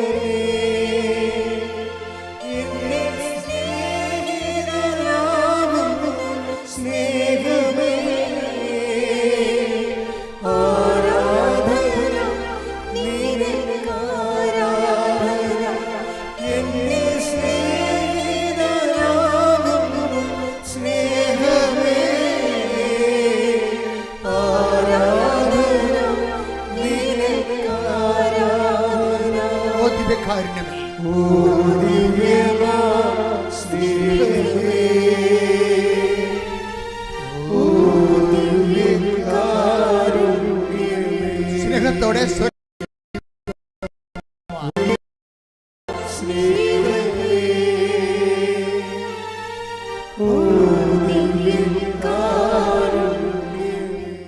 പരിശുദ്ധ പരമദിവ്യകാരുണ്യത്തിന് ആരാധനയും സ്തുതിയും പുകഴ്ചയും ഉണ്ടായിരിക്കട്ടെ. അപ്പം നിങ്ങൾ എൻ്റെ സ്നേഹത്തിൽ നിലനിൽക്കുവിൻ. അപ്പം നിലനിൽപ്പാണ് എൻ്റെ അകത്ത് സംഭവം. വെറുതെ നിലനിന്നാൽ പോരാ, സാങ്കേതികമായിട്ട് നിലനിന്നാൽ പോരാ, പിന്നെ എന്ത് ചെയ്യണം? സ്നേഹത്തിൽ നിലനിൽക്കണം. ഇത് പ്രത്യേക ഒരു വിഷയമാണ്. ഈ കഴിഞ്ഞ ദിവസങ്ങളിൽ ഒരു സാക്ഷ്യമുണ്ടായി. ജിജോ പാലക്കാട്, അദ്ദേഹം പറഞ്ഞത്, ഞാൻ ഒന്നിനും വേണ്ടിയല്ല ഉടമ്പടി എടുത്തത്, ഒരു നല്ല ക്രിസ്ത്യാനിയായിട്ട് ജീവിക്കാനാണ്. അയ്യോ, എന്നാ പറച്ചിലായി ആൾക്കാരൊക്കെ ഇപ്പോൾ പറഞ്ഞുകൊണ്ടെന്നറിയാമോ? ഞാൻ ഒന്നിനും വേണ്ടിയല്ല ഉടമ്പടി എടുത്തത്. ജിജോ പാലക്കാട് ഇന്നലെ പറഞ്ഞ നല്ല ക്രിസ്ത്യാനിയായിട്ട് ജീവിക്കാനാണ്. ഇപ്പം കേരള ജനതയ്ക്ക്, മലയാള സമൂഹത്തിന് മനസ്സിലായി ഉടമ്പടി എന്ന് പറയണത് നല്ല ദൈവ പൈതലായിട്ട് ജീവിക്കാൻ വേണ്ടിയുള്ള ദൈവത്തിൻ്റെ വിളിയാണ്. കൈയടിക്കട്ടെ, സ്തുതിക്കട്ടെ.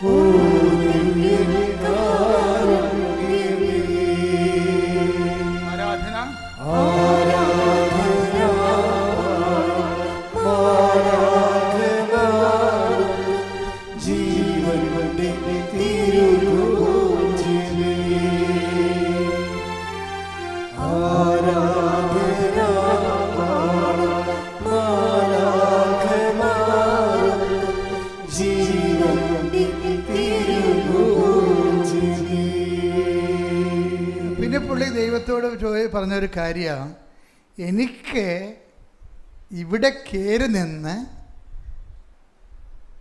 ജനങ്ങളുടെ മുമ്പിൽ ദൈവത്തെ മഹത്വപ്പെടുത്താൻ നീ എനിക്കൊരവസരം തരണം. അത് മനസ്സിലായില്ല?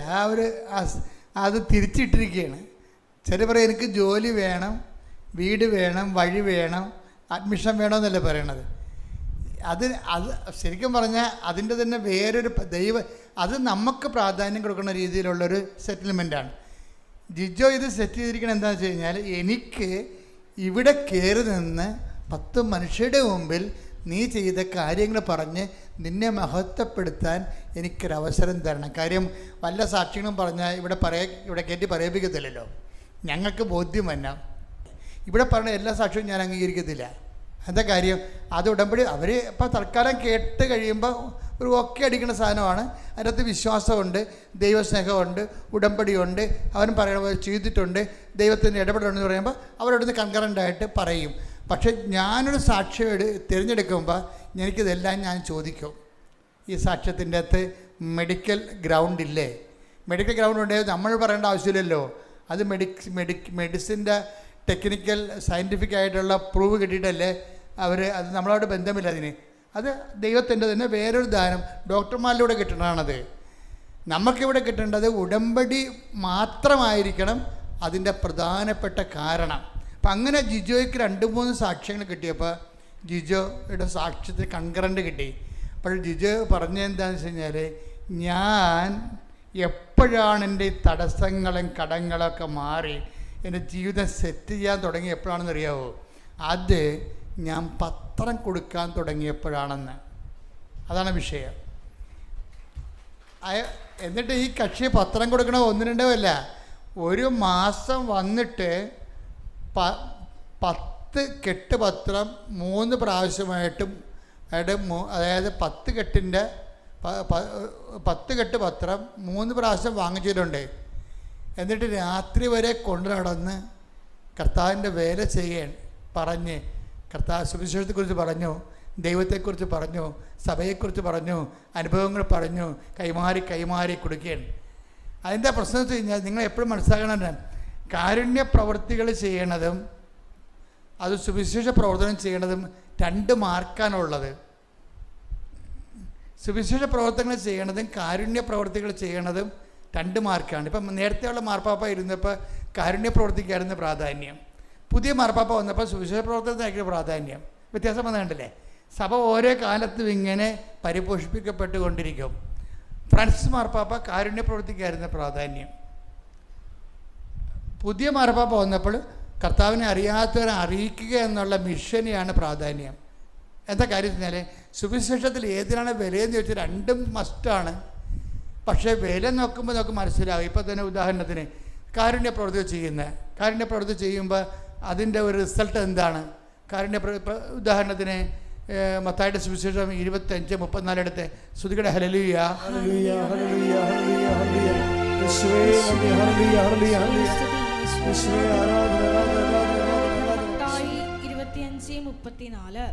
മത്തായി 25:34. അനന്തരം രാജാവ് തന്റെ വലതുഭാഗത്തുള്ളവരോട് അരുളി ചെയ്യും, എന്റെ പിതാവിനാൽ അനുഗ്രഹിക്കപ്പെട്ടവരെ വരുവിൻ. ലോകസ്ഥാപനം മുതൽ നിങ്ങൾക്കായി സജ്ജമാക്കിയിരിക്കുന്ന രാജ്യം അവകാശപ്പെടുത്തുവിൻ. എന്തെന്നാൽ എനിക്ക് വിശന്നു, നിങ്ങൾ ഭക്ഷിക്കാൻ തന്നു.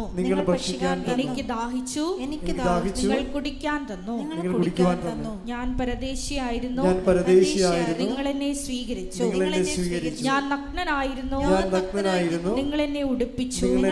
ഞാൻ രോഗിയായിരുന്നു, നിങ്ങൾ എന്നെ സന്ദർശിച്ചു. ഞാൻ കാരാഗൃഹത്തിലായിരുന്നു, നിങ്ങൾ എൻ്റെ അടുത്ത് വന്നു. ഇതാണ് നമ്മൾ കാരുണ്യ പ്രവൃത്തികളിലൂടെ ചെയ്യുന്നത്.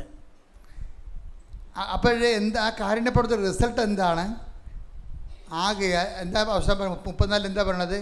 എൻ്റെ പിതാവിനാൽ അനുഗ്രഹിതരെ വരുവിൻ, ലോകാരംഭം മുതലുള്ള രാജ്യം നിങ്ങൾ അവകാശമാക്കുവിനെന്ന് പറയും. അപ്പം നമുക്ക് ഉടമസ്ഥ കിട്ടി. എൻ്റെ അടുത്ത് വരുന്നൊരു ട്വിസ്റ്റിങ് വരണമെന്ന് വെച്ച് കഴിഞ്ഞാൽ ഇനി സുവിശേഷ കൈമാറ്റമാണ് രണ്ടാമത്തത്. സുവിശേഷ കൈമാറ്റത്തിൻ്റെ വിഷയം എന്താണ് പറയണത്? അവകാശമാക്കുന്ന പൊസിഷൻ ചെറുതോ വലുതോ എന്നുള്ളത് വേറൊരു വിഷയമാണ്. അതാണ് 5:19 എടുത്ത് 5:19. മത്തായി 5:19. ഈ പ്രമാണങ്ങളിൽ കൽപ്പനകളിൽ ഏറ്റവും നിസ്സാരമായ ഒന്ന് ലംഘിക്കുകയോ ലംഘിക്കാൻ മറ്റുള്ളവരെ പഠിപ്പിക്കുകയോ ചെയ്യുന്നവൻ സ്വർഗരാജ്യത്തിൽ ചെറിയവനെന്ന് വിളിക്കപ്പെടും. എന്നാൽ അത് അനുസരിക്കുകയും പഠിപ്പിക്കുകയും ചെയ്യുന്നവൻ സ്വർഗരാജ്യത്തിൽ വലിയവനെന്ന് വിളിക്കപ്പെടും. അപ്പൊ അതായത് വിശ്വാസം കൈമാറുന്നവൻ, വിശ്വാസം പഠിപ്പിക്കുന്നവൻ, വിശ്വാസം പ്രചരിപ്പിക്കുന്നവൻ, അവനാരാണ്? ദൈവരാജ്യത്തിലെ വലിയവനാണ്. മറ്റേതെന്താണ്? ദൈവരാജ്യം അവകാശപ്പെടുത്തിയിരിക്കുന്നേ ഉള്ളൂ. ചെറുതാ വലുതാണെന്ന് നമുക്കറിയത്തില്ല. വലുതാകണമെന്നുണ്ടെങ്കിൽ എന്ത് ചെയ്യണം? സുവിശേഷം കൈമാറണം, കർത്താവിനെ അറിയാത്തവരെ അറിയിക്കണം. അതാണ് ജിജോ പറയണത്. എനിക്ക് പത്രം ഞാൻ കൈമാറാൻ തുടങ്ങിയപ്പോഴേ ആണ് എനിക്ക് കർത്താവ് ഇടപെടാൻ തുടങ്ങിയെന്ന്. എന്താ കാര്യത്തിൽ അവന് കൊടുത്തിരിക്കുന്ന വരം അതാണ്, സുവിശേഷ കൈമാറ്റമാണ്. അപ്പം സുവിശേഷ കൈമാറ്റത്തിന് ധൈര്യമില്ലാത്തത് എനിക്ക് വേണത് ഉടമ്പടി എടുക്കാൻ പറ്റും, പക്ഷേ റിസൾട്ട് വലുതായിട്ട് പ്രതീക്ഷിക്കരുത്. റിസൾട്ട് ഉണ്ടാകും, തീർച്ചയായിട്ടും ഉണ്ടാകും. കാരുണ്യ പ്രവർത്തി റിസൾട്ട് ഉണ്ടല്ലോ, പ്രാർത്ഥനയുടെ റിസൾട്ട് ഉണ്ടാകും. അപ്പോൾ അതേസമയം തന്നെ പ്രാർത്ഥന കൊണ്ട് മാത്രമല്ല, ഇപ്പോൾ നമുക്ക് വെള്ളം കുടിക്കാതെ നമുക്ക് ജീവിക്കാൻ പറ്റത്തില്ല. കഴിഞ്ഞ ദിവസങ്ങളിൽ ഞാൻ ഡെയിലി ബ്രെഡിൽ പറഞ്ഞതാണ്, വെള്ളം കുടിച്ചാൽ എന്ത് പറ്റും? കിഡ്നിയും കരളും എല്ലാം അടിച്ചു പോകും, അല്ലേ? അതുപോലെയാണ് വെള്ളം കുടിക്കണ പോലെ വെള്ളത്തിന് എന്തുമാത്രം പ്രാധാന്യം നമ്മുടെ ജീവിതത്തിലുണ്ട്. ആൾക്കാർ വേണം നമ്മുടെ സൗന്ദര്യം വരെ വെള്ളം കുടിക്കുന്നവർക്കുള്ളതാണ്, അല്ലേ? വെള്ളം കുടിക്കുന്നവർക്ക് നല്ല സൗന്ദര്യം ഉണ്ടാകുന്നതാണ് പറയണത്. കാര്യം എന്താ? തൂരിയൊക്കെ ഇങ്ങനെ കുത്തുന്ന നനഞ്ഞ് മെഴുകി അങ്ങനെ ഇരിക്കും ഭംഗിയായിട്ട്. വെള്ളം കുടിച്ചില്ലെങ്കിൽ ചുക്കി ചുളുങ്ങിയിരിക്കും, അല്ലേ? ഡീഹൈഡ്രേഷൻ ഉണ്ടാകും. പ്രാർത്ഥനയുടെ റോൾ അതാണ്, വെള്ളമാണ്. വെള്ളം എന്തുമാത്രം അത്യന്താപേക്ഷിതമാണോ അത്രയും അത്യന്താപേക്ഷിതമാണ് പ്രാർത്ഥന. പക്ഷേ കാരുണ്യ പ്രവൃത്തി എന്ന് പറയുന്നത് വേറെ ന്യൂട്രീഷ്യനാണത്, പോഷകാഹാരമാണ്, വെള്ളം മാത്രമല്ല. ഇനി വിശേഷ പ്രവർത്തനം എന്ന് പറഞ്ഞു കഴിഞ്ഞാൽ നിലനിൽക്കുന്ന ന്യൂട്രീഷ്യനാണ്, നിത്യത വരെയാണ് അതിൻ്റെ സംഭവം, നിത്യത വരെയാണ്. അപ്പോൾ ഇതിനെല്ലാത്തിനും കൃത്യമായിട്ടുള്ള എന്താണ് പൊസിഷനുണ്ട്. അപ്പം നിങ്ങൾ അപ്പോൾ ഇതിൻ്റെ അകത്ത് എല്ലാം അത്യാവശ്യമാണ്. പക്ഷെ നമുക്ക് ഭാവിയിൽ ദൈവത്തിന് കൂടി പ്രയോജനം ചെയ്യുന്ന രീതിയിലേക്ക് ഉടമ്പടി ഒന്ന് കറക്റ്റ് ചെയ്യണം, നല്ലതായിരിക്കും. ഇതിനെല്ലാത്തിനും വേണ്ടത് ദൈവസ്നേഹമാണ്. പ്രാർത്ഥിക്കുക, കർത്താവ് ദൈവമേ, കർത്താവായ ദൈവമേ, എന്നിൽ അപ്പോസ്തലന്മാരെ പോലെയുള്ള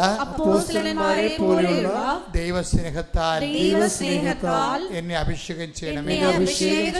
പരിശുദ്ധ അമ്മയെ പോലെയുള്ള ദൈവസ്നേഹത്താൽ എന്നെ അഭിഷേകം ചെയ്യണമേ. ഈശോ മിശിഹായെ പോലെയുള്ള ദൈവസ്നേഹത്താൽ എന്നെ അഭിഷേകം ചെയ്യണമേ. ഇപ്പൊ പരിശുദ്ധാത്മാവെ 3 ആൾക്കാരെ പറഞ്ഞു. എന്തൊക്കെയാണ്? ദൈവസ്നേഹത്തിൻ്റെ വക്താക്കളായിട്ട് ഒന്ന് അപ്പോസ്തലന്മാരെ പറഞ്ഞു, അല്ലേ? പിന്നെ എന്ത് പറഞ്ഞു? അമ്മയെ പറഞ്ഞു. പിന്നെ എന്ത് പറഞ്ഞു? ഈശോയെ പറഞ്ഞു. ഈ 3 ആൾക്കാർക്കും ദൈവസ്നേഹമുണ്ട്. പക്ഷേ ഡിഗ്രീസ് ഓഫ് പെർഫെക്ഷനിൽ വ്യത്യാസമുണ്ട്. ഈശോ ഈ കുരിശ് മുഴുവനും എടുത്ത് എന്താണ്? അപ്പായുള്ള സ്നേഹത്തിൻ്റെ പ്രതിയാണ്. ഈശോയ്ക്ക് കുരിശ് പോലും അഭിഷേകമായി മാറിയതിൻ്റെ കാരണം ഇതിൻ്റെ പിന്നിലെ അപ്പായുടെ ഇഷ്ടം നിറവേറ്റാൻ കഴിയുമ്പോൾ ആത്മസന്തോഷമാണ് വരേണ്ടത് ഉള്ളിൽ. എല്ലാ സഹനങ്ങളിലും ആത്മസന്തോഷം നമുക്ക് തോന്നുന്നത് വരെ നമ്മൾ ദൈവസ്നേഹത്തിൽ പുരോഗമിക്കേണ്ടിയിരിക്കുന്നു. മനസ്സിലായില്ലേ?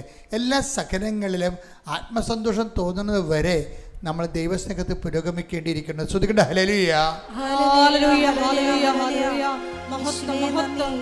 പിതാവേ നന്ദി, പിതാവേ പിതാവേ ആരാധന. Hallelujah, hallelujah.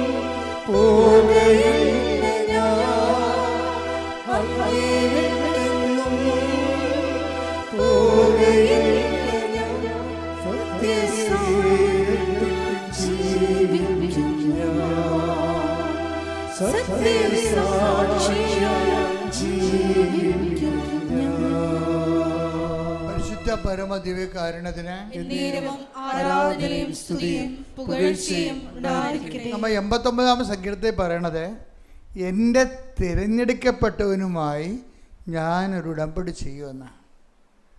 അപ്പോൾ നമുക്ക് ഉടമ്പടി ചെയ്തിട്ടുള്ള ആൾക്കാർ എപ്പോഴും ഓർത്തേക്കണം, ദൈവം നിങ്ങളെ തിരഞ്ഞെടുത്തത് കൊണ്ടാണ് നിങ്ങൾക്ക് ഉടമ്പടി ചെയ്യാൻ വേണ്ടി സാധിക്കണത്.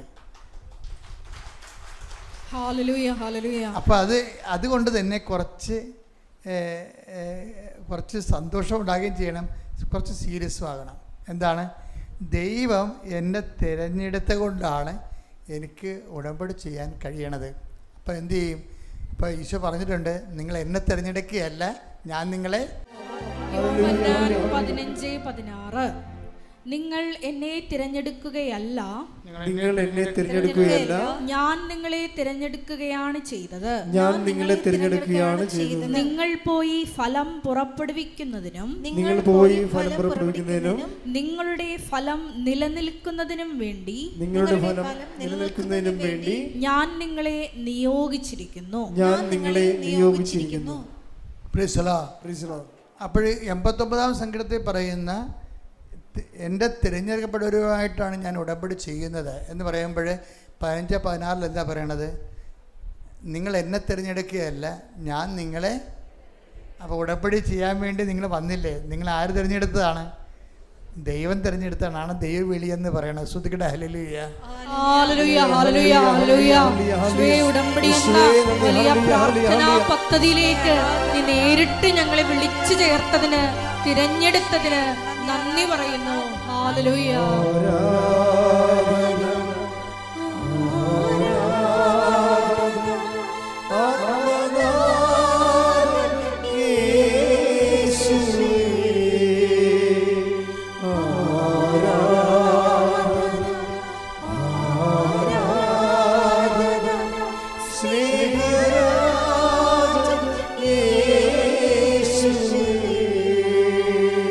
പരിശുദ്ധ പരമദിവ്യകാരുണ്യത്തിന് എന്നേരവും ആരാധനയും സ്തുതിയും പുകഴ്ചയും ഉണ്ടായിരിക്കട്ടെ. ഇപ്പോൾ എന്നിലൂടെ കർത്താവിൻ്റെ ആത്മാ പറയണത് എന്താണ്? നിങ്ങളുടെ ദൈവം, നിങ്ങൾ ഏത് ആളായാലും നിങ്ങളുടെ ഉടമ്പടി നിങ്ങളോടുള്ള ദൈവത്തിൻ്റെ ഒരു വിളിയാണ്.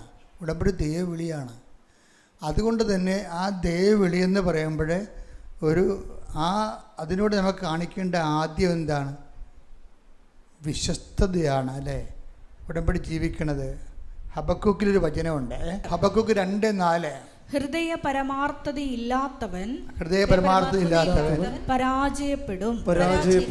എന്തെന്നാൽ നീതിമാൻ തന്റെ വിശ്വസ്തത മൂലം ജീവിക്കും. ഇതാ വിഷയം.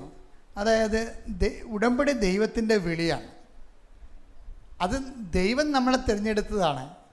ഇതിൽ സ്നേഹത്തിൽ നിലനിൽക്കാനാണ് പറഞ്ഞതെങ്കിൽ അത് നിലനിൽക്കുന്നത് വിശ്വസ്തതയിലൂടെയാണ്. മനസ്സിലായില്ലേ? വിശ്വസ്തതയില്ലാത്തവരെന്താണ്? ഹൃദയപരമാർത്ഥതയില്ലാത്തവരെന്നാണ് കണ്ടുകയാണത്. നിങ്ങൾക്ക് ഉടമ്പടിയിൽ ലാഗിങ് വരുന്നുണ്ടെങ്കിൽ അതിൻ്റെ അർത്ഥം ഒന്നൊരു വായിച്ചേ, ഹബക്കൂക്ക് 2:4 വായിച്ചേ. ഹൃദയ പരമാർത്ഥതയില്ലാത്തവൻ പരാജയപ്പെടും. ഉടമ്പടി പരാജയപ്പെടുന്നതിൻ്റെ കാരണം ഈ ഹൃദയപരമാർത്ഥത ഇല്ലായ്മയാണ്. ആത്മാർത്ഥയില്ലായ്മ. ഹൃദയപരമാർത്ഥ എന്ന് പറയുമ്പോൾ ആത്മാർത്ഥ എന്നല്ല എൻ്റെ അർത്ഥം. ആത്മാർത്ഥയില്ല എന്നുവെച്ചാൽ നിങ്ങൾക്ക് അതിൻ്റെ അകത്തൊരു ഉഴപ്പും അതിൻ്റെ അകത്ത് ഒരു ദൈവസഹയില്ലായ്മയും പിന്നെ കാട്ടിക്കുടി ഉണ്ടാക്കുകയും മാറ്റി വെക്കുകയും അതിനോട് പ്രതിബദ്ധതയില്ലാതെ ഉത്തരവാദിത്വം ഇല്ലാതെയൊക്കെ ഉഴപ്പിക്കൊണ്ട് ചെയ്യുമ്പോഴാണ് ഹൃദയപരമാർത്ഥത ഇല്ലാത്തവനും സംഭവിക്കും, പരാജയപ്പെടും. നിങ്ങൾ ഉടമ്പടി വിഹിതമായിട്ട് എപ്പോഴും ഇപ്പോൾ കത്തോലിക്കർക്ക് മാത്രമല്ലേ കുമ്പസാരിക്കാൻ പറ്റത്തുള്ളൂ, ഓർത്തഡോക്സുകാരും കുമ്പസാരിക്കും. മറ്റുള്ളവരെന്ത് ചെയ്യും? മറ്റുള്ളവരെ അനുതാപിക്കണം ഈ വിഷയത്തെക്കുറിച്ച്. എന്നുവെച്ചാൽ ദൈവത്തോട് ഖേദവും ദുഃഖവും രേഖപ്പെടുത്തണം. അപ്പോൾ ദൈവത്തോടും ഖേദവും ദുഃഖവും രേഖപ്പെടുത്താൻ നമുക്ക്. പക്ഷേ ഉള്ള പ്രോബ്ലം വെച്ച് കഴിഞ്ഞാൽ ദൈവത്തിനത് ബോധിക്കണം. അതിപ്പോൾ കത്തോലിക്കനായാലും ഖേദം രൂപപ്പെടുത്തിയാൽ ബോധിക്കണമെന്ന് നിർബന്ധമില്ല. ദൈവത്തിന് നിങ്ങളുടെ അനുതാപം ബോധിക്കണമെന്നുണ്ടെങ്കിൽ അത് പിന്നെ റിപ്പീറ്റ് ചെയ്യരുത്. അതാണ് എൻ്റെ വിഷയം. എല്ലാത്തിനും വ്യക്തതയുണ്ടേ, എല്ലാ കാര്യങ്ങൾക്കും വ്യക്തതയുണ്ട്. അതായത് ദൈവത്തിനും നമ്മളെ ഉടമ്പടി ബോധിക്കണമെങ്കിൽ അല്ലെ പരിശുദ്ധാത്മാവിൽ നമ്മൾ ആക്ടിവേറ്റ് ആകണമെന്നുണ്ടെങ്കിൽ അനുതാപം ഉണ്ടാകണം. അനുതാപം ഉണ്ടെന്ന് പറഞ്ഞാൽ അതൊരു സ്റ്റേറ്റ്മെൻ്റ് ഇറക്കാൻ, ഒരു പ്രസ്താവനയിലൂടെ അനുതാപം പ്രകടിപ്പിക്കാൻ പറ്റത്തില്ല. അനുതാപം ഹൃദയപരമാർത്ഥതയുള്ളതായിരിക്കണം. ആത്മാർത്ഥതയുള്ള അനുതാപം എന്ന് പറഞ്ഞാൽ എന്താണ്? വീണ്ടും റിപ്പീറ്റ് ചെയ്യത്തില്ല.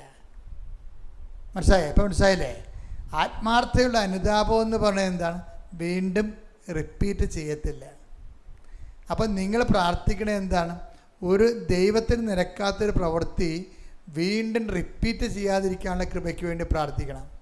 പിടിയിടിയ വളരെ സീരിയസ് വിഷയമാണ്. ദൈവത്തിന് നിരക്കാത്തൊരു പ്രവൃത്തി, ദൈവത്തിൻ്റെ വചനത്തിനെതിരായിട്ടുള്ള പ്രവൃത്തി വീണ്ടും ആവർത്തിക്കുന്നത് എന്തുകൊണ്ടാണ്? ഓരോരുത്തർക്കും പ്രലോഭനം ഉണ്ടാകുന്നത് അവൻ്റെ തന്നെ. Take the bed of God. ശ്രുതിക്കട്ടെ ഹല്ലേലൂയ. യാക്കോബ് 1:13-14 പരീക്ഷിക്കപ്പെടുമ്പോൾ താൻ ദൈവത്താലാണ് പരീക്ഷിക്കപ്പെടുന്നത്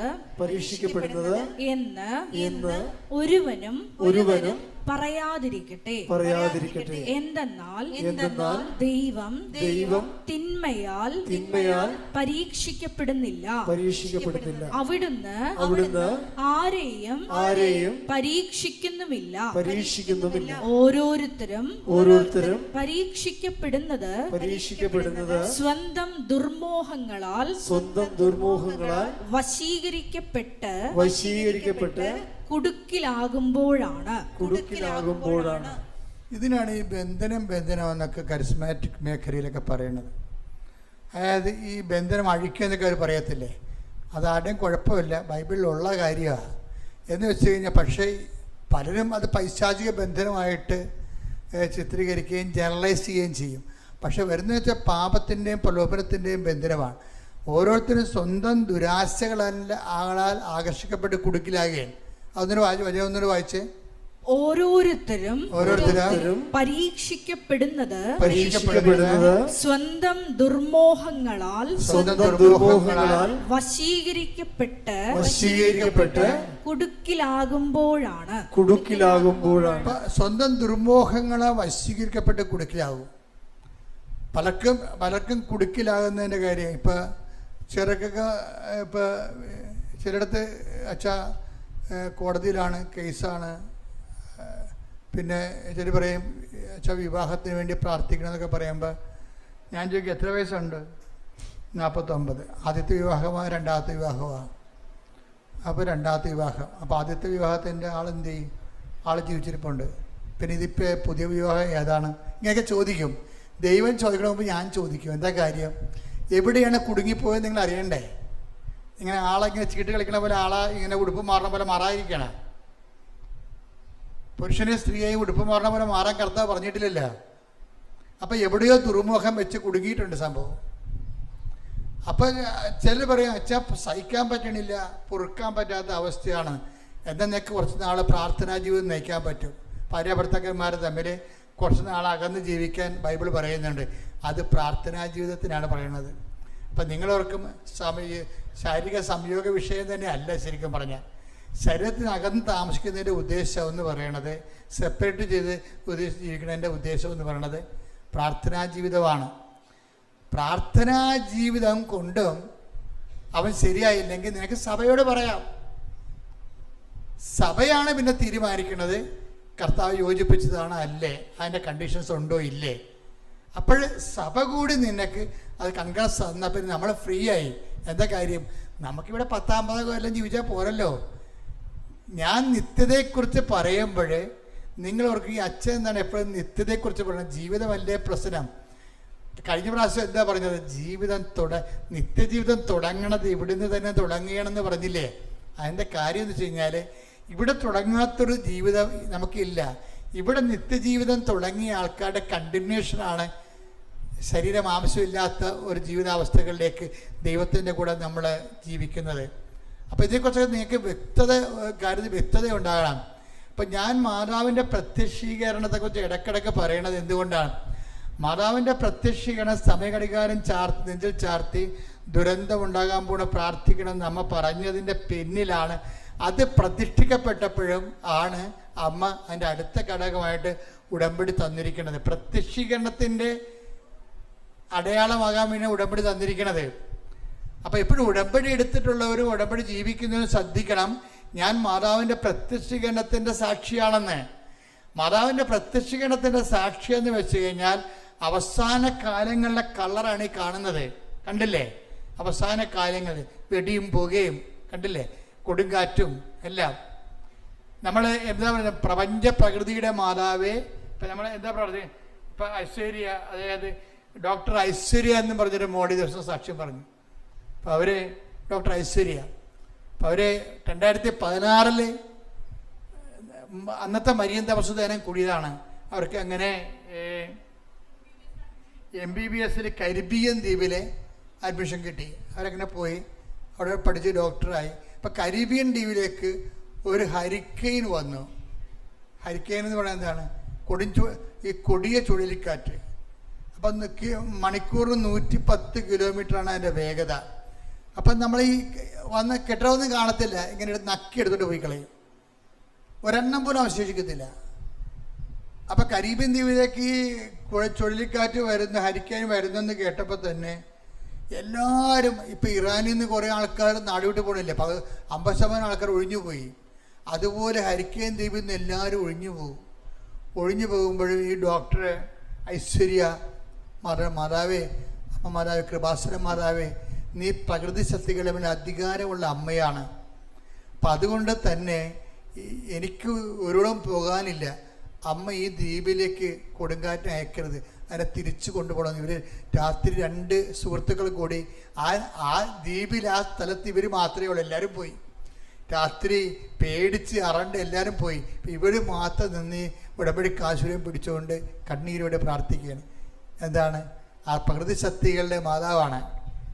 പ്രകൃതി ശക്തികൾ, അതായത് നമ്മൾക്ക് ഈ അമ്മ ദുരന്തമുണ്ടാകുമ്പോൾ പ്രാർത്ഥിക്കണമെന്ന് പറഞ്ഞ് പ്രത്യക്ഷപ്പെട്ടതിൻ്റെ അടുത്ത മാസമാണ് സുനാമി ഉണ്ടാകുന്നത്. അപ്പം അതിനു വേണ്ടി അതുകൊണ്ട് തന്നെ പ്രകൃതി ശക്തികളും ഉണ്ടാകാൻ പോകുമ്പോഴും അതിന് എതിരെ ഉണ്ടാകുന്നതും അന്ത്യകാലത്തിൻ്റെ അവസ്ഥ ആരംഭിക്കുമ്പോഴൊക്കെ എല്ലാം കൃപാസനം മാതാവിൻ്റെ പ്രത്യക്ഷീകരണം സഭ പഠിച്ചിട്ട് ഈ ഉടമ്പടി ലോകം മുഴുവനും പ്രചരിക്കപ്പെടുകയും ഉടമ്പടി ജനങ്ങളെല്ലാം ഉടമ്പടിയിലായിരിക്കുകയും ചെയ്യണം. കർത്താവിൻ്റെ അന്ത്യകാല വരവിൽ എല്ലാവരും ദൈവത്തോട് ഉടമ്പടി ജീവിതം ജീവിച്ച് വിശുദ്ധി നൽകുന്ന സംരക്ഷണത്തിലാണ് നമ്മൾ ദൈവത്തെ മനുഷ്യരാശി കണ്ടെത്തണതും മുഖാമുഖം ദർശിക്കണതും. അപ്പോൾ ഒരു മുഖാമുഖം ദർശിക്കുക എന്നുള്ള ഒരു വിഷയം എനിക്ക് പറയാതിരിക്കാൻ പറ്റത്തില്ല. കാര്യം നിങ്ങൾ പറയുമ്പോൾ സാധാരണ വിഷയമായിരിക്കും ഞാൻ ആദ്യം പറയണത്. ചെന്ന് എത്തണത് എവിടെയാണ്? ചില ചിട്ടിയും പട്ടിയും കൊട്ടയൊക്കെ പറയത്തുള്ളൂ ആദ്യം. പക്ഷെ ചെന്ന് എത്തണത് എവിടെയാണ് നിങ്ങൾ നോക്കണം. എവിടെയാണ്? നിത്യതയിലുമായിട്ടുള്ള ബന്ധത്തിലാണ്. നിങ്ങളെ ഊട്ടി ഉറപ്പിക്കാൻ വേണ്ടിയാണ് നിങ്ങൾ ഗ്യാപ്പില്ലാത്ത നിങ്ങൾ എൻ്റെ സ്നേഹത്തിൽ നിലനിൽക്കുമെന്ന് പറയണത്. അപ്പം നിങ്ങളെപ്പോഴും നമ്മുടെ മുമ്പിൽ എപ്പോഴും പ്രാർത്ഥിക്കണം, കർത്താവേ എൻ്റെ ജീവിത ആവശ്യം കഴിഞ്ഞാലും അങ്ങയുടെ ഉടമ്പടി നിലനിൽക്കാൻ എന്നെ സഹായിക്കണമേ. ഇതുമാത്രം മനുഷ്യരാണെന്നറിയാമോ? ഞാൻ ഫിലാഡൽഫിയ ധ്യാനിപ്പിച്ചുകൊണ്ടിരിക്കുകയാണ്. അപ്പോഴേ അമ്മ പറഞ്ഞു, അടുത്ത ധ്യാനം അഗ്നിസ്നാന ധ്യാനമാണ്, മരിയൻ അഗ്നിസ്നാന ധ്യാനമാണെന്ന് പറഞ്ഞു. ഞാൻ മറന്നുപോയപ്പോഴേ ഭയങ്കര തിരക്കായിരുന്നു. ഞാൻ എൻ്റെ ഡയറിയെക്കുറിച്ചിട്ട് മരിയൻ അഗ്നിസ്നാന ധ്യാനം എന്തിനാണ്? നിത്യ ഉടമ്പടിക്ക് അഗ്നിസ്നാന സ്നാനമെന്ന്. അതായത് നിത്യ ഉടമ്പടി, അതായത് ചില ആൾക്കാർക്ക് നിത്യമായിട്ട് ഉടമ്പടി ജീവിക്കണമെന്ന് ആഗ്രഹമുണ്ട്. ഇവിടെ തന്നെ എന്തുമാത്രം ആൾക്കാർ പറയും, ഞങ്ങൾ കുടുംബവും ഇനി നിത്യമായിട്ട് ഉടമ്പടി തന്നെ ജീവിക്കും, ഞങ്ങളുടെ ജീവിതം ഇനി ഉടമ്പടി ജീവിതമാണ്, മരണം വരെ ഞങ്ങൾ ഉടമ്പടി ജീവിക്കുക എന്നൊക്കെ പറയുന്നില്ലേ. അപ്പം നിത്യ ഉടമ്പടിക്ക് മരിയൻ ഇപ്പോൾ പുതിയ നമുക്ക് കെട്ടിടങ്ങളൊക്കെ രൂപപ്പെട്ട് വരുന്നു. അപ്പോൾ നമുക്ക് താമസിച്ചുള്ള ധ്യാനം ഉണ്ടാകും. അതെന്താണ്? മരിയൻ അഗ്നിസ്നാന ധ്യാനമാണ്. എന്തിനാണ്? നിത്യ ഉടമ്പടി ജീവിക്കാൻ ആഗ്രഹിക്കുന്നവർക്ക്. അതായത് എപ്പോഴും നമ്മൾക്ക് എപ്പോഴും നമ്മൾ ശ്രദ്ധിക്കേണ്ടത്, ദൈവത്തിന് നിങ്ങളൊരു ഒരു മെസ്സേജ് കൊടുക്കണം. എന്താ വെച്ചാൽ, കർത്താവ് എനിക്ക് ഉടമ്പടി ജീവിക്കാൻ ആഗ്രഹമുണ്ട്, പിന്നെ അതേസമയത്ത് തന്നെ ഒത്തിരിയേറെ പലതരത്തിലുള്ള അലട്ടലുകളുണ്ട്. അതുകൊണ്ട് എന്നെ കർത്താവ് പറഞ്ഞ പോലെ ഇതുപോലെയുള്ള പ്രലോഭനങ്ങൾ ഉൾപ്പെടുത്താതെ എൻ്റെ ജീവിക്കാനുള്ള മാർഗം എനിക്ക് തന്ന് എൻ്റെ ജീവിത നിലവാരം മെച്ചപ്പെടുത്തിക്കൊണ്ട്, ജീവിത നിലവാരം മെച്ചപ്പെടുത്തുന്നത് നമ്മൾ ജീവിക്കണ്ടേ, അന്തസ്സോടെ ജീവിക്കണം. നമ്മൾ മനുഷ്യരല്ലേ. അപ്പം നമ്മൾ മൃഗങ്ങളൊന്നും അല്ലല്ലോ. നല്ല വീട് വെച്ച് കുഞ്ഞുങ്ങളൊക്കെ നല്ല നിലവാരത്തിൽ പഠിപ്പിച്ചു, നല്ല ഭക്ഷണം കഴിച്ചു, മിടുക്കനും പിടിക്കുമായി നമ്മൾ ജീവിക്കും. അതാണ് ഈശോ പറഞ്ഞതാണ്, ഈശോ പറയാത്തതല്ല. ഈശോ പറഞ്ഞ് ഇതൊക്കെ നിങ്ങൾക്ക് ആവശ്യമാണെന്ന് എൻ്റെ സ്വർഗസ്ഥനായ പിതാവ് അറിയുന്നു. അപ്പോൾ അതെല്ലാം വേണം നമുക്ക്. നല്ല വീട് വേണം, നല്ല ആരോഗ്യം വേണം, നല്ല സൗന്ദര്യം വേണം, നല്ല ആത്മവിശ്വാസം വേണം. നമ്മൾ ദൈവത്തിൻ്റെ പൈതലാണ് നമ്മൾ. അപ്പം ഇതൊക്കെ നിങ്ങൾക്ക് ആവശ്യമാണ്. ഇതൊക്കെ നിങ്ങൾക്ക് ആവശ്യമാണ്. സ്വർഗസ്ഥനായ പിതാവിന് അറിയാം. എന്ത് ചെയ്യണം? നിങ്ങൾ ആദ്യം ഉടമ്പടി ജീവിക്കാൻ പറയും.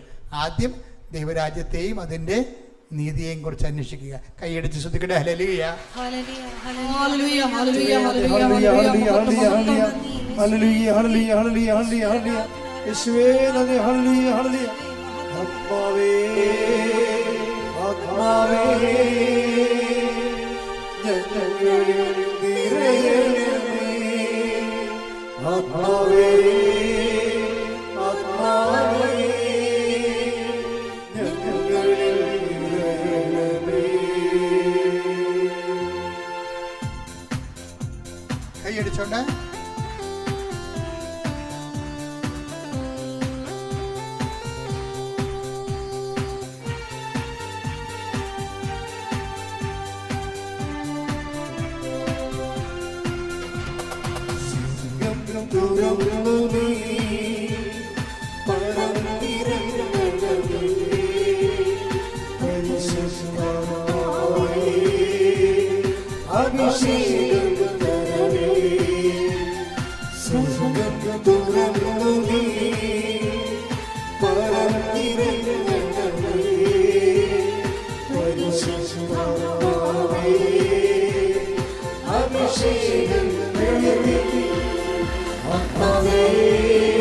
ആത്മാവേ ഞങ്ങളിൽ നിറയണമേ.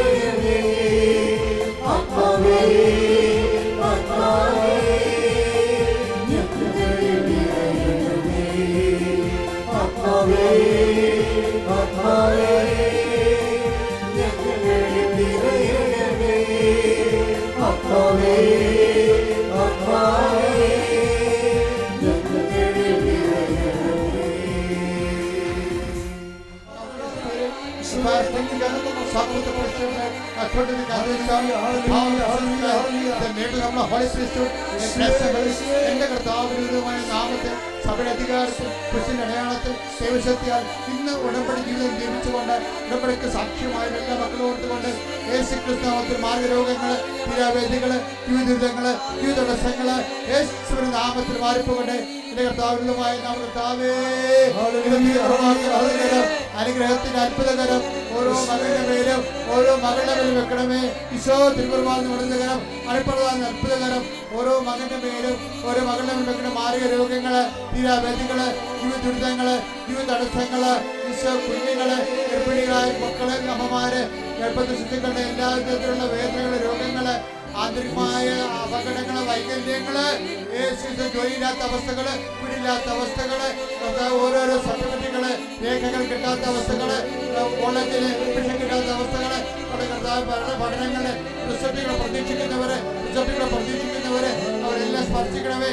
അതുപോലെ തന്നെ കുടുംബത്തിന്റെ സമാധാനം, മക്കളില്ലാത്തവര്, സമാധാനം അകത്ത് ജീവിക്കുന്നവര്, ഭാര്യ ഭർത്താക്കന്മാർ അകത്ത് ജീവിക്കുന്നവര്, കേസ് അകപ്പെട്ടിരിക്കുന്നവര്, പലതരത്തിലുള്ള വിഷമം അനുഭവിക്കുന്നവര്, കേസ് അകപ്പെട്ടിരിക്കുന്ന പോലീസ് കേസ് അകപ്പെട്ടിരിക്കുന്നവര് യേശുവിന്റെ നാമത്തില് സാമ്പത്തിക തകർച്ചയുള്ളവര്, നടപടി നേരിടുന്നവര്, ഈശോ സ്ഥല സംബന്ധമായ വിഷയങ്ങള്, സ്ഥലങ്ങൾ നഷ്ടപ്പെട്ടവര്, സ്ഥലം വിൽക്കാനുള്ളവര്, വാങ്ങാനുള്ളവര്, ഈശോവാസികളുമായി പലതരത്തിലുള്ള തടസ്സങ്ങളും തകരാറുകളും വിശ്വാസം നഷ്ടപ്പെട്ടു പോയവര്, വിശ്വാസം വ്യതിരിച്ചു പോയവര് എല്ലാവരും ജീവനോടെ പ്രത്യക്ഷപ്പെട്ട പരിശുദ്ധ അമ്മയുടെ മാധ്യസ്ഥത്തില് യേശുവിന്റെ ദിവ്യകാരണത്തിന്റെ സത്യം മറിരോഗങ്ങള്, തീരവേദികള്, ജീവിതങ്ങള്, ജീവിതങ്ങള് യേശുവിന്റെ നാമത്തിൽ മാറിപ്പോകട്ടെ.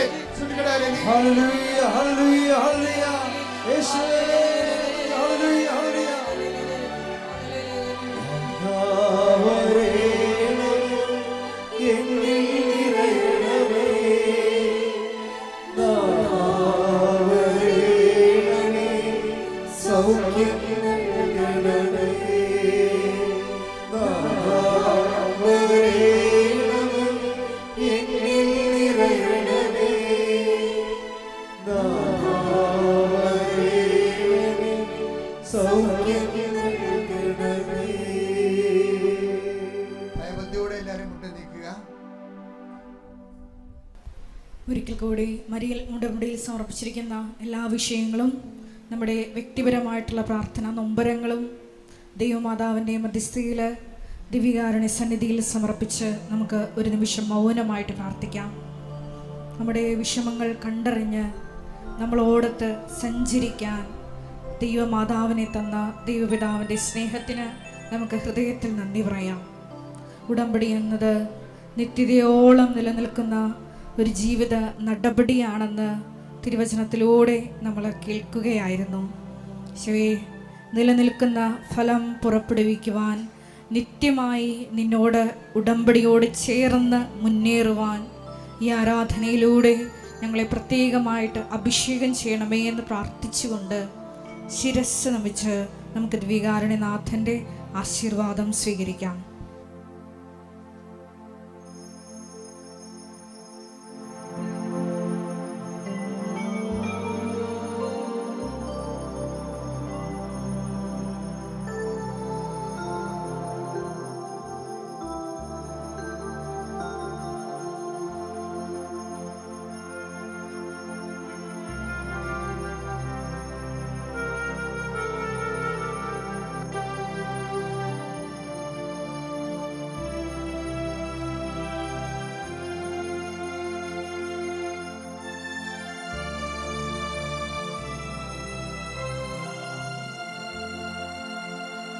പരിശുദ്ധ പരമാ ദിവ്യകാരുണ്യമേ,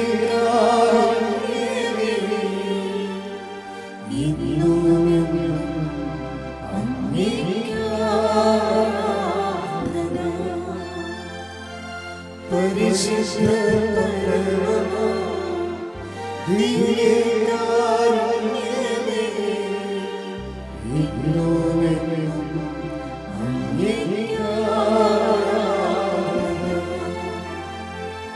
പരിശുദ്ധ പരമാ ദിവ്യകാരുണ്യമേ, ഇന്നും